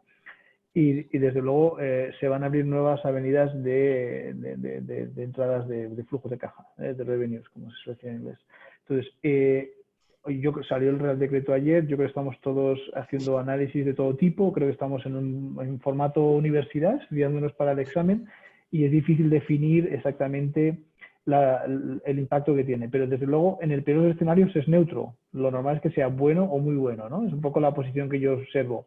Y si no quieres hacer nada porque tu planta funciona, pues no haces nada y ya está. Pero si tú puedes hacer un repowering, hacer una hibridación, poniendo las baterías y demás, bueno, de alguna forma estás invirtiendo estás invirtiendo en tu planta, ¿de acuerdo? Estás invirtiendo en tu industria, estás invirtiendo en no olvidemos que al fin y al cabo una planta de energía es una planta industrial que tiene que producir una electricidad que se vende y que tiene un mercado. Entonces yo creo que esto, desde luego, para la gente pasiva, un inversor pasivo, pues no le hace ningún daño ni neutro absolutamente.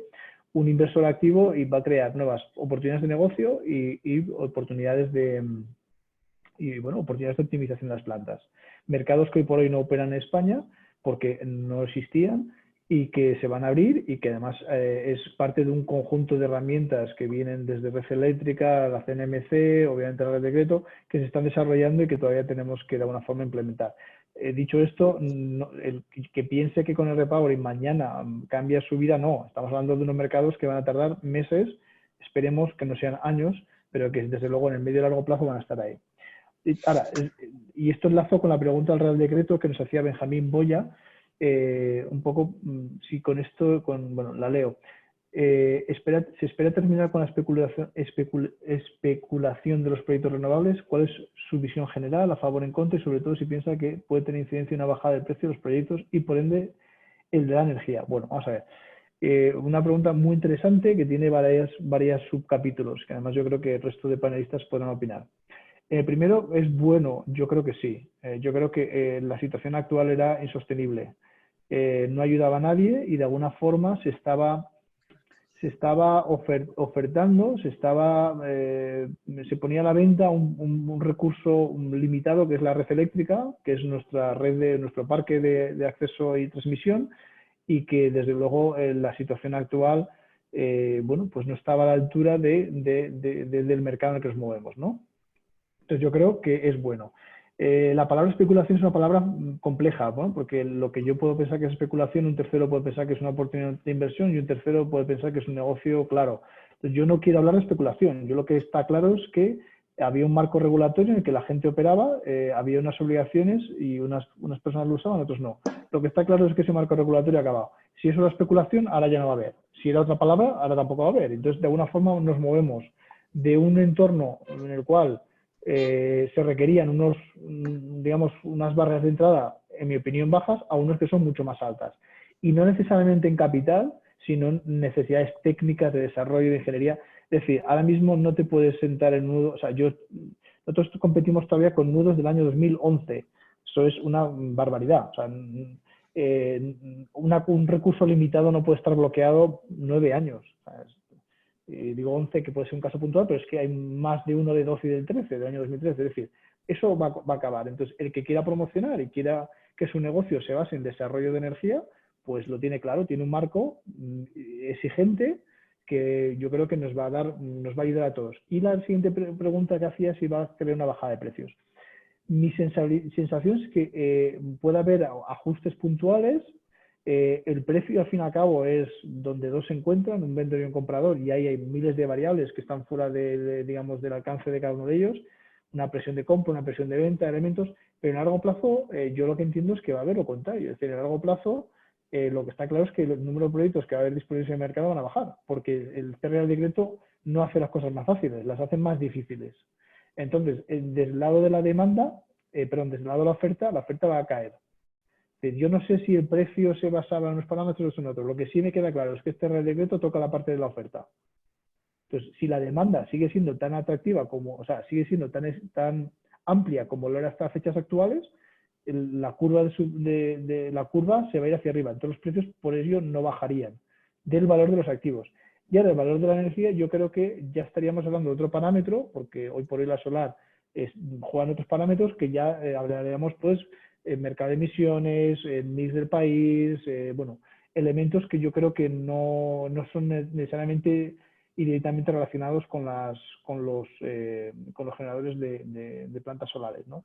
Entonces, no sé si he sido demasiado disperso, pero de alguna forma intentando encajar todos los elementos de la respuesta y bueno, mi visión es que mal no nos va a hacer, mi opinión. Muchas gracias, Pablo. Dani, ¿tenías alguna pregunta? Comento un poco algunos temas más, aunque realmente está todo muy bien contestado, sobre 3 o 4 temas que han salido. Sobre 3 o 4 preguntas de las que hay. ¿Precios bajos pero estables comprometen la financiación? al final aquí el punto del precio no es ni bueno ni malo. El precio, lo comentaba antes Oriol en su diapositiva, estrategias que nos permitan comprar o vender a nivel de la rentabilidad que buscamos. O sea, nosotros durante este Q2, en el periodo 22-31, a 10 años, con fondos que están detrás de proyectos fotovoltaicos ready to build, que andan buscando a lo mejor un TIR de un 6, un 7, entre 33,5 euros y 34, as produce perfilado, les vale. Entonces, al final es un tema, claro, que esté buscando una rentabilidad de un 12 en vez de un 6, probablemente le hacen falta 35 altos. Entonces, bueno, al final el precio es una cuestión de, oye, cómo entra eso en la TIR que te esperas en base también a la financiación que tengas por detrás, etcétera.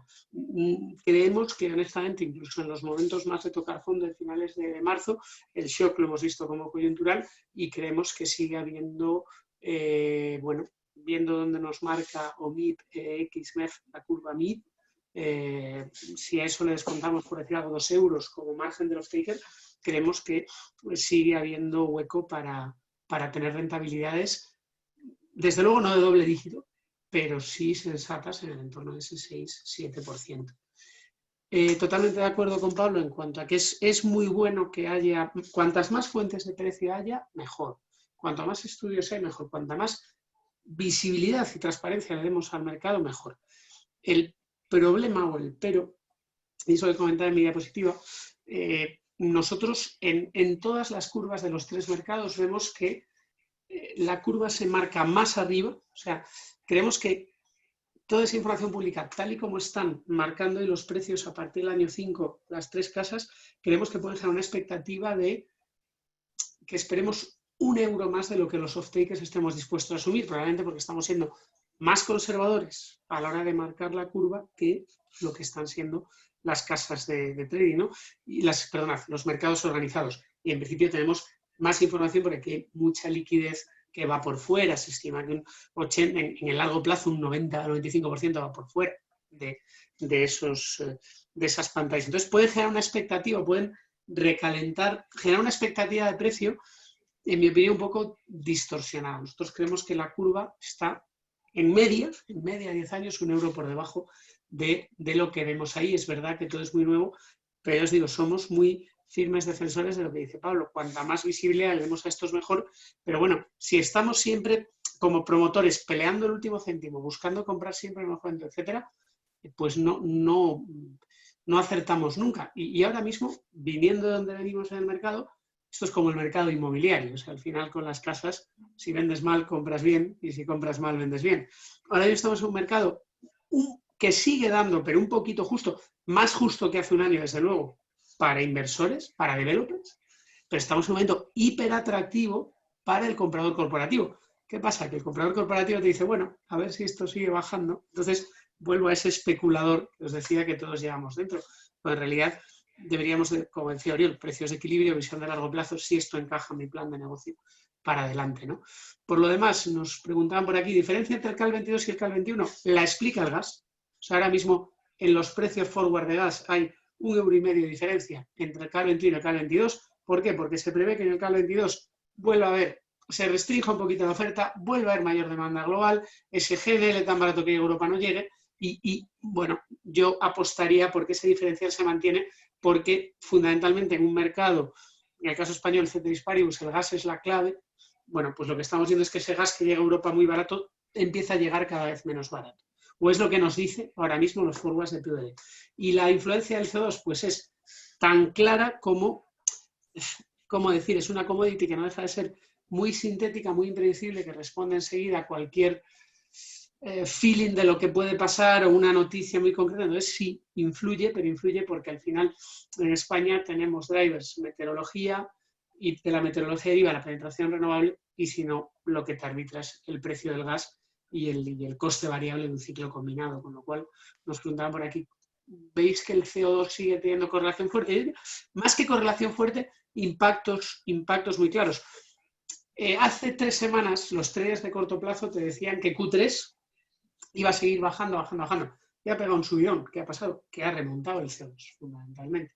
Entonces, impacto muy claro. Movimiento meramente especulativo. Pablo, me parece de manual lo que tú has comentado, que esto para unos puede ser especulativo, para otros puede ser, oye, es que mi negocio es ese y es mi oportunidad porque es mi riesgo. Ahora, desde luego que es una commodity hipervolátil que no responde a unos fundamentales de equilibrio de oferta y demanda como el precio del gas global, por ejemplo, o el arbitraje del gas Europa, gas Asia, gas América. En ese sentido el CO2 es muchísimo más impredecible, con lo cual mete swings en el mercado sin duda. Pero bueno, con eso convivimos. Respecto al Real Decreto, por rematar, bueno, creemos que es muy claro y creemos que es muy buena noticia. Me apunto a la visión de Pablo respecto a regular mejor el acceso y conexión. Creemos que se ha quedado muy tímido de cara a las subastas. Vamos a ver qué viene en los próximos meses. Y creemos que efectivamente la hibridación, la posibilidad de un repowering sin pedir autorización, me parece que, no me lo he visto en detalle todavía porque estamos en cierres, pero un 5, un 10% de tu planta. O sea, desde luego abre un montón de oportunidades, sin duda, y abrir oportunidades y darle a esto más liquidez y poder hacer más cosas sin pasar por un permitting de 3, 4 años, etcétera. Son muy buenas noticias para todos. Vale, Dani, muchas gracias. Creo que también ahora Miguel Ángel tenía alguna pregunta dirigida directamente a él. Sí, gracias, Antonio. Pregunta a Margarita Santos si hemos hecho financiación corporativa a algún promotor de renovable, qué colateral os podéis plantear y si la cantidad mínima sería de 2 millones de euros. Vale, aquí os comento. Sí, teóricamente sí que podemos financiar a cualquier empresa dentro del mundo de las renovables si va a hacer un proyecto de energía renovable. Entonces, hemos hecho alguna financiación. Si bien tendría que puntualizar que nosotros, dentro del ámbito de las energías renovables, normalmente lo que financiamos es la fase de construcción y de explotación. Es decir, si es puramente la producción, tipo avales de conexión, en fin, gastos iniciales de promoción, ahí no entramos salvo contadas excepciones, ¿vale? Que sea, bueno, pues ya un cliente de la casa, que tenga buenas garantías adicionales, etcétera, etcétera. Y normalmente lo que solemos hacer es, pues bueno, tomar como garantía los fondos de cobertura de otros proyectos financiados, pero son casos muy puntuales un poco pues por dar un servicio, pero no es un sector, si es puramente promoción, donde nosotros estemos activos, ¿no? Otra cosa es si necesita cierta liquidez para, no sé, otras plantas que a lo mejor estén en construcción, en explotación, etcétera, podemos planteárnoslo, ¿no? Pero no hay en ese caso, el importe mínimo es 2 millones de euros, es para una financiación de proyecto, no aplicaría en este caso, pero insisto que si es pura promoción, en principio no entraríamos. Sí que hemos financiado, pues por ejemplo, contratistas que están construyendo plantas, etcétera, etcétera. Eso también nos lo podemos plantear como pura financiación corporativa, pero ya de muy excepcionalmente la fase pura de promoción. Y también preguntan si hacemos préstamos promotor solo para la construcción. Vale, aquí sí que, como comentaba, financiamos la construcción de plantas de energía renovable, pero siempre con la visión de continuar durante la explotación, ¿vale? Préstamos puente no solemos entrar. Podríamos planteárnoslo, pero no es algo que estemos muy activos. Normalmente, ya te digo, cuando financiamos construcción es mediante una financiación a largo plazo, viéndola como con vistas a mantenernos durante la explotación, ¿vale? Hay otra pregunta también de Diego del Nogal. Si es 1 megavatio, como es mucho menos del mínimo, supongo que no. Vale, efectivamente, bajo la medida de Project Finance, es que los gastos de estructuración que habría ya de asesores, due diligence, etcétera, es difícil que justifiquen la financiación de proyecto de 1 megavatio. Pero para esos casos hay otro tipo de financiaciones pues, corporativas y si bien no serían tan a largo plazo. Creo, si no me equivoco, que ya estas son un poco las preguntas que podrían ir dirigidas a mi caso. Vale, gracias Miguel Ángel. Uriol, ¿querías contestar alguna pregunta que tenía que ver con el CO2 que Dani había dicho? Sí, tenía pensado contestar el CO2, pero ya mientras Daniel iba contestando ya iba diciendo todo lo que se me pasaba por la cabeza, con lo que prácticamente está contestada la pregunta. Simplemente añadir, se hablaba si esa correlación continuará en el futuro. Bueno, como ya ha explicado Dani, es un mercado que fluctúa, sea por especulación o no, es muy sensible a las noticias y al entorno. Lo hemos visto ahora con la COVID, que respondió un mercado que cayó mucho más rápido que no el gas o bueno, un poco después del petróleo, sí. Pero lo vimos también durante el Brexit, donde cada nueva noticia que salía era una subida o una bajada de este mercado. Continuará teniendo impacto en el precio en los mercados de electricidad, sobre todo en los futuros, no tanto en el spot. Y la idea es que, bueno, mientras haya algo de gas en el mix, y en el mix español vamos a tener gas para muchos años, porque es ahora mismo, bueno, mientras sea la tecnología más flexible, y además también será la tecnología que marque un poco las ofertas del resto de tecnologías que son más baratas, pero que intentan casar también al precio del gas, que al final es el que marcará. Con lo que mientras haya gas, y en el mix español 10, 20 años seguro que va a continuar habiendo gas, continuará habiendo cierta correlación con el CO2 y sobre todo los mercados de futuros de electricidad. Vale, gracias, Oriol. Vemos que tiene Dani un par de preguntas que Bueno, que yo ha quería hacer una marcado. pregunta a Oriol. Oye, Oriol, ¿alguien ha analizado si el CO2 sigue la tendencia del IBEX 35 o algún tipo de referencia europea? Porque es cierto que a veces parece más la bolsa que no el mundo real. No, al menos yo no he hecho ese análisis, no creo que fluctúe tanto el IBEX, no estoy tan familiarizado con el tema, pero es para invertir, al menos de forma así intradiaria, aprovechando volatilidad, seguro que puede ser algo de rentable, sí. Dani, tenía un par de preguntas. No, muy rápido. Van a salir aquí dos preguntas. Bueno, tema del Real Decreto 23, por favor, cogedlo con pinzas porque efectivamente es el primer día de clase después del Real Decreto.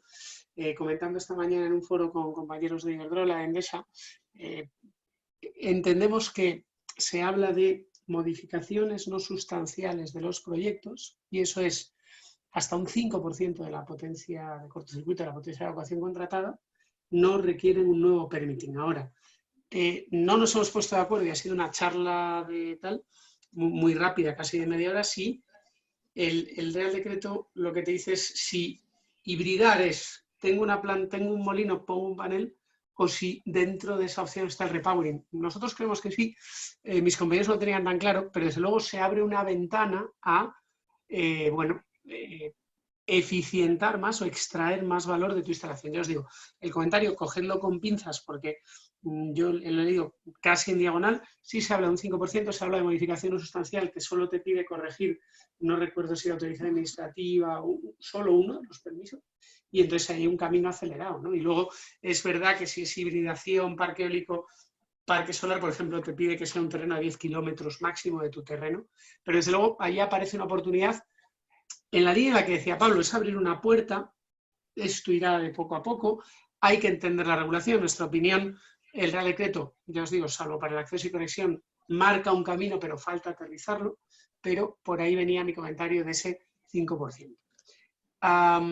Precios negativos del gas europeo, bueno, yo diría que lo que hemos visto en Europa en los últimos 2 años es un exceso de gas, un exceso de oferta en el mercado global de gas, fundamentalmente de GNL, entran muchos más volúmenes y muchos más barcos de los que venían estando, se para la demanda asiática por diversos motivos y de repente aflora, desde hace un par de años, un gas que se vende en Europa a precio de derribo.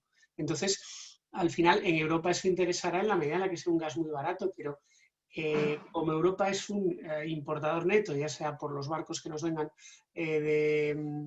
vía Asia, vía Trinidad, etcétera, vía el Atlántico, o lo que venga de tubo, no veo dónde está la racionalidad. Desde luego, nosotros no vemos dónde está la racionalidad de precios negativos. Consideramos que estamos en un contexto spot históricamente bajísimo 7 euros en España, está yendo 5 o 6 euros en TTF, y los forwards ya nos anticipan una remontada. Aquí, los que sabéis esto sois Oriol y Antonio fundamentalmente, que para eso sois doctores en todas estas cosas, pero salvo que a mí se me escape algo, yo los fundamentales, no sé si Oriol quieres completar, no sé si justificarían unos precios negativos en Europa de, oye, pago por no consumir, porque lo que está llegando a Europa es un gas muy barato que me interesa consumirlo porque efectivamente es muy barato. Oriol, ¿tienes algún comentario? Sí, bueno, ciertamente parecen muy improbables precios negativos. Sí. En el corto plazo, en el largo plazo seguro Muy, que no. muy remoto. En el corto plazo no parece. Bueno, quiero hacer un comentario ahora con el Real Decreto que se publicó ayer, que prácticamente no hemos podido ver, son 50 páginas. Y sí, hemos visto que hay un reto para los desarrolladores que tienen que justificar los proyectos, tienen un plazo. Y quiero aprovechar este marco para ofrecer nuestras previsiones. O sea, hacer previsiones a largo plazo es fundamental para hacer un proyecto robusto, bancable. Nuestras previsiones son bancables y las estamos ofreciendo a 30 años en este momento.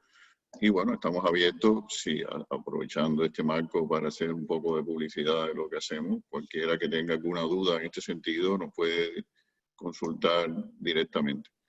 No sé si tenéis algún comentario general ahora para despedirnos. Yo sí que me gusta hacer un comentario general, pero muy general. Yo creo que estamos en un momento único de cambio, de transición, forzado o no forzado por la situación del COVID, pero yo, en mi opinión, veníamos ya arrastrando, lo único que se ha acelerado, y es una ventana de oportunidad extraordinaria para las energías renovables, para los bancos que financian energías renovables, para las utilities que están metidas de lleno en la descarbonización. Y, hombre, obviamente no todo va a ser de rosa, ¿no? O sea, va a haber fluctuaciones, habrá días buenos, habrá días malos, pero que estamos en el sitio correcto. Es decir, no es nuestra culpa, es que elegimos bien. Entonces, bueno, hay que de alguna forma dar el tono positivo porque la oportunidad está ahí. O sea, pensemos, tenemos años por delante, y si no son décadas. Es que se hablan 2050. Tenemos la tecnología del futuro. Estamos en un sector que no solamente nos hace felices a nosotros, que hace felices a los que están alrededor. Es decir, que somos unos afortunados. Y bueno, y ese es el mensaje que yo transmito al equipo y que me gustaría transmitir para cerrar, ¿no? Que es que si bien hay mucho ruido, mucho lío, mucho problema, el que trabaja en el nuclear o el que trabaja en el carbón, ese tiene un problema. Nosotros no, o sea, somos unos afortunados y que tenemos que de alguna forma disfrutar de este entorno en la medida posible y que hay muchísimo más por delante que hay por detrás. O sea, que es un poco la visión que nosotros transmitimos a todos los que se nos acercan, ¿eh? Bueno, muchas gracias. No sé si algún otro comentario final me uno al optimismo, Pablo. Yo creo que, en fin, hemos pasado una crisis, un shock coyuntural, pero muy gordo y el sector aguanta y el sector va a salir más verde, más fortalecido y va a liderar la reindustrialización que venga a nivel europeo, a nivel nacional, sin duda. Creemos que antes o después van a llover millions o billions, lo que digamos en planes europeos, planes nacionales. Lo que está claro es que la crisis del COVID demuestra que el cambio climático, el cambio de modelo, la transición ecológica es más urgente que nunca y en ese sentido sin duda es el momento que estar. Habrá años oye, pues habrá compañías que tengamos firmados unos PPAs a 40 que este año nos tiremos de los pelos y a lo mejor dentro de otro, pues bueno, esos 35, 50 que decía yo antes, pero desde luego es un momento muy bueno porque nosotros creemos que todo lo que ha pasado estos últimos meses acelerará esa reindustrialización y acelerará ese mundo más verde. Un mensaje, si queréis, más en el corto plazo. Nosotros pensamos que es un momento excelente para comprar, para entrar, para ese comprador corporativo, para ese comprador a 10 años, 12 años. El escenario es, desde luego, histórico y probablemente para el developer que todavía tenga cierta flexibilidad en su ready to build, etcétera, que no le duele esperar 6 meses, por decir algo, un año, probablemente la visión, el modelado, etcétera, aconsejaría esperar un poco si realmente estamos peleando por un punto más de rentabilidad, etcétera, ¿no? Y bueno, pues en ese sentido, y un placer compartir mesa con vosotros y agradeceros por la organización y a vuestra disposición para lo que haga falta para cualquier tema en Engie, porque ya os digo, hacemos mercado todos y desarrollamos, esto es desarrollar negocio, juntándonos moderadores, banca, developers, bueno, hacemos negocio todos simplemente con el hecho de compartir información y compartir inquietudes. Muchas gracias. Gracias, Dani. Miguel Ángel, no sé si tenías algo para concluir. Sí, no, suscribo totalmente lo hablado hasta el momento. O sea, estamos en el sitio adecuado, en el momento adecuado. Y yo creo que las generaciones futuras nos juzgarán por haber hecho o no haber hecho lo que teníamos que hacer en este momento, ¿no? Y lo que tenemos que hacer está clarísimo. Animar a todos los que estamos aquí, nos están escuchando, y a dar un empujón decidido a que esto se acelere. Es completamente necesario. No nos vale dentro de 30 años tirando de los pelos, diciendo por qué no lo hicimos si teníamos todos los medios para evitar el desastre climático y nada. Y además somos, como decía Pablo, unos afortunados porque además podemos vivir de ello y vivir bien haciendo lo que tenemos que hacer en este momento, ¿no? Así que los que llevamos en el mundo de las energías renovables bastantes años hemos visto momentos mejores y peores, hemos vivido con los reales decretos del pasado, cada año es un mundo. Yo siempre digo, o sea, esto no es un sector apto para cardíacos porque vamos, siempre entre riesgos normativos, tecnológicos, cambios de gobierno, en fin, es un vaivén. Luego, cuando me he pasado al mundo de la banca, se juntan los vaivenes macroeconómicos, con lo cual, bueno, a mí porque me encanta el cambio, pero al que no le guste, desde luego, no es el sector. Pero desde luego vienen, yo creo, buenos años, habrá mejores y peores, pero sin duda hay mucho por venir y mucho por hacer. Así que gracias a todos. Vale, quería hacer un comentario sobre el Real Decreto que plantea, yo creo que falta algo sobre el hidrógeno. El hidrógeno es un vector fundamental. En el Real Decreto, visto así por encima, no se especifica bien, se habla en la segunda parte sobre el tema del almacenamiento. El hidrógeno es mucho más que almacenamiento, es almacenamiento y es transporte, como había dicho Pablo.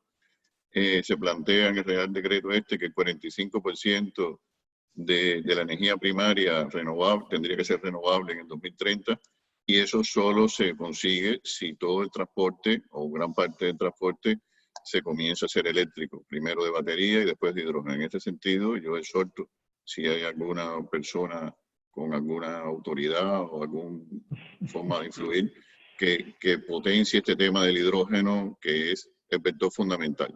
Nosotros ahora estamos importando en España prácticamente toda la energía, tanto eléctrica como de derivados de gas, y en un futuro nuestra ambición es, con el recurso renovable que tenemos, el recurso fotovoltaico del sur, poder pasar a exportar electricidad y poder pasar a exportar hidrógeno.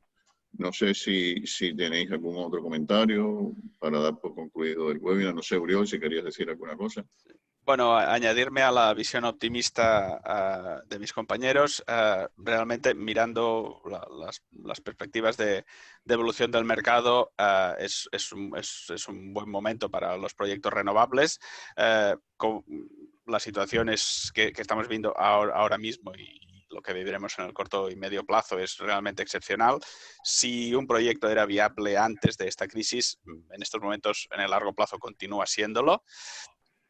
Y nada más, simplemente importante tener una estrategia, tanto si vas a vender como si vas a comprar energía, e importante hacer los números y con una visión clara del mercado, teniendo en cuenta cuánto es de probable que el precio fluctúe y viendo si esa probabilidad está dentro de tus márgenes de riesgo. Y nada más. Vale, pues muchas gracias. Quiero agradecer a los participantes por la presentación y por la mesa, también a los que nos han seguido durante estas casi 2 horas. Es muy importante tener este mensaje que hemos transmitido todo de optimismo en el futuro. La renovable es el futuro, es un futuro rentable con cierta cautela, o sea, no es un pelotazo, es una cosa para invertir a largo plazo, y todos los que estén involucrados en este sector renovable, bueno, que sepan que pueden contar con nosotros para cualquier tipo de trabajo, de duda, de análisis que queráis. La grabación, si no la solicitáis, os la enviaremos gustosamente. Y bueno, damos por concluido entonces esta sesión. Los invitamos al próximo webinar que haremos el 17 de septiembre. Ver después del verano cómo ha continuado todo este tema de la pandemia, si con el frío no rebrota, con la llegada de las clases hay miedo. Nosotros pensábamos en general que con el calor el virus desaparecería y no es así. El virus está latente, se sigue difundiendo a nivel mundial, hay una gran preocupación en este sentido. Y en septiembre, bueno, continuaremos con estas sesiones del análisis de mercado. Gracias una vez más a todos los ponentes y a los que nos han escuchado atentamente.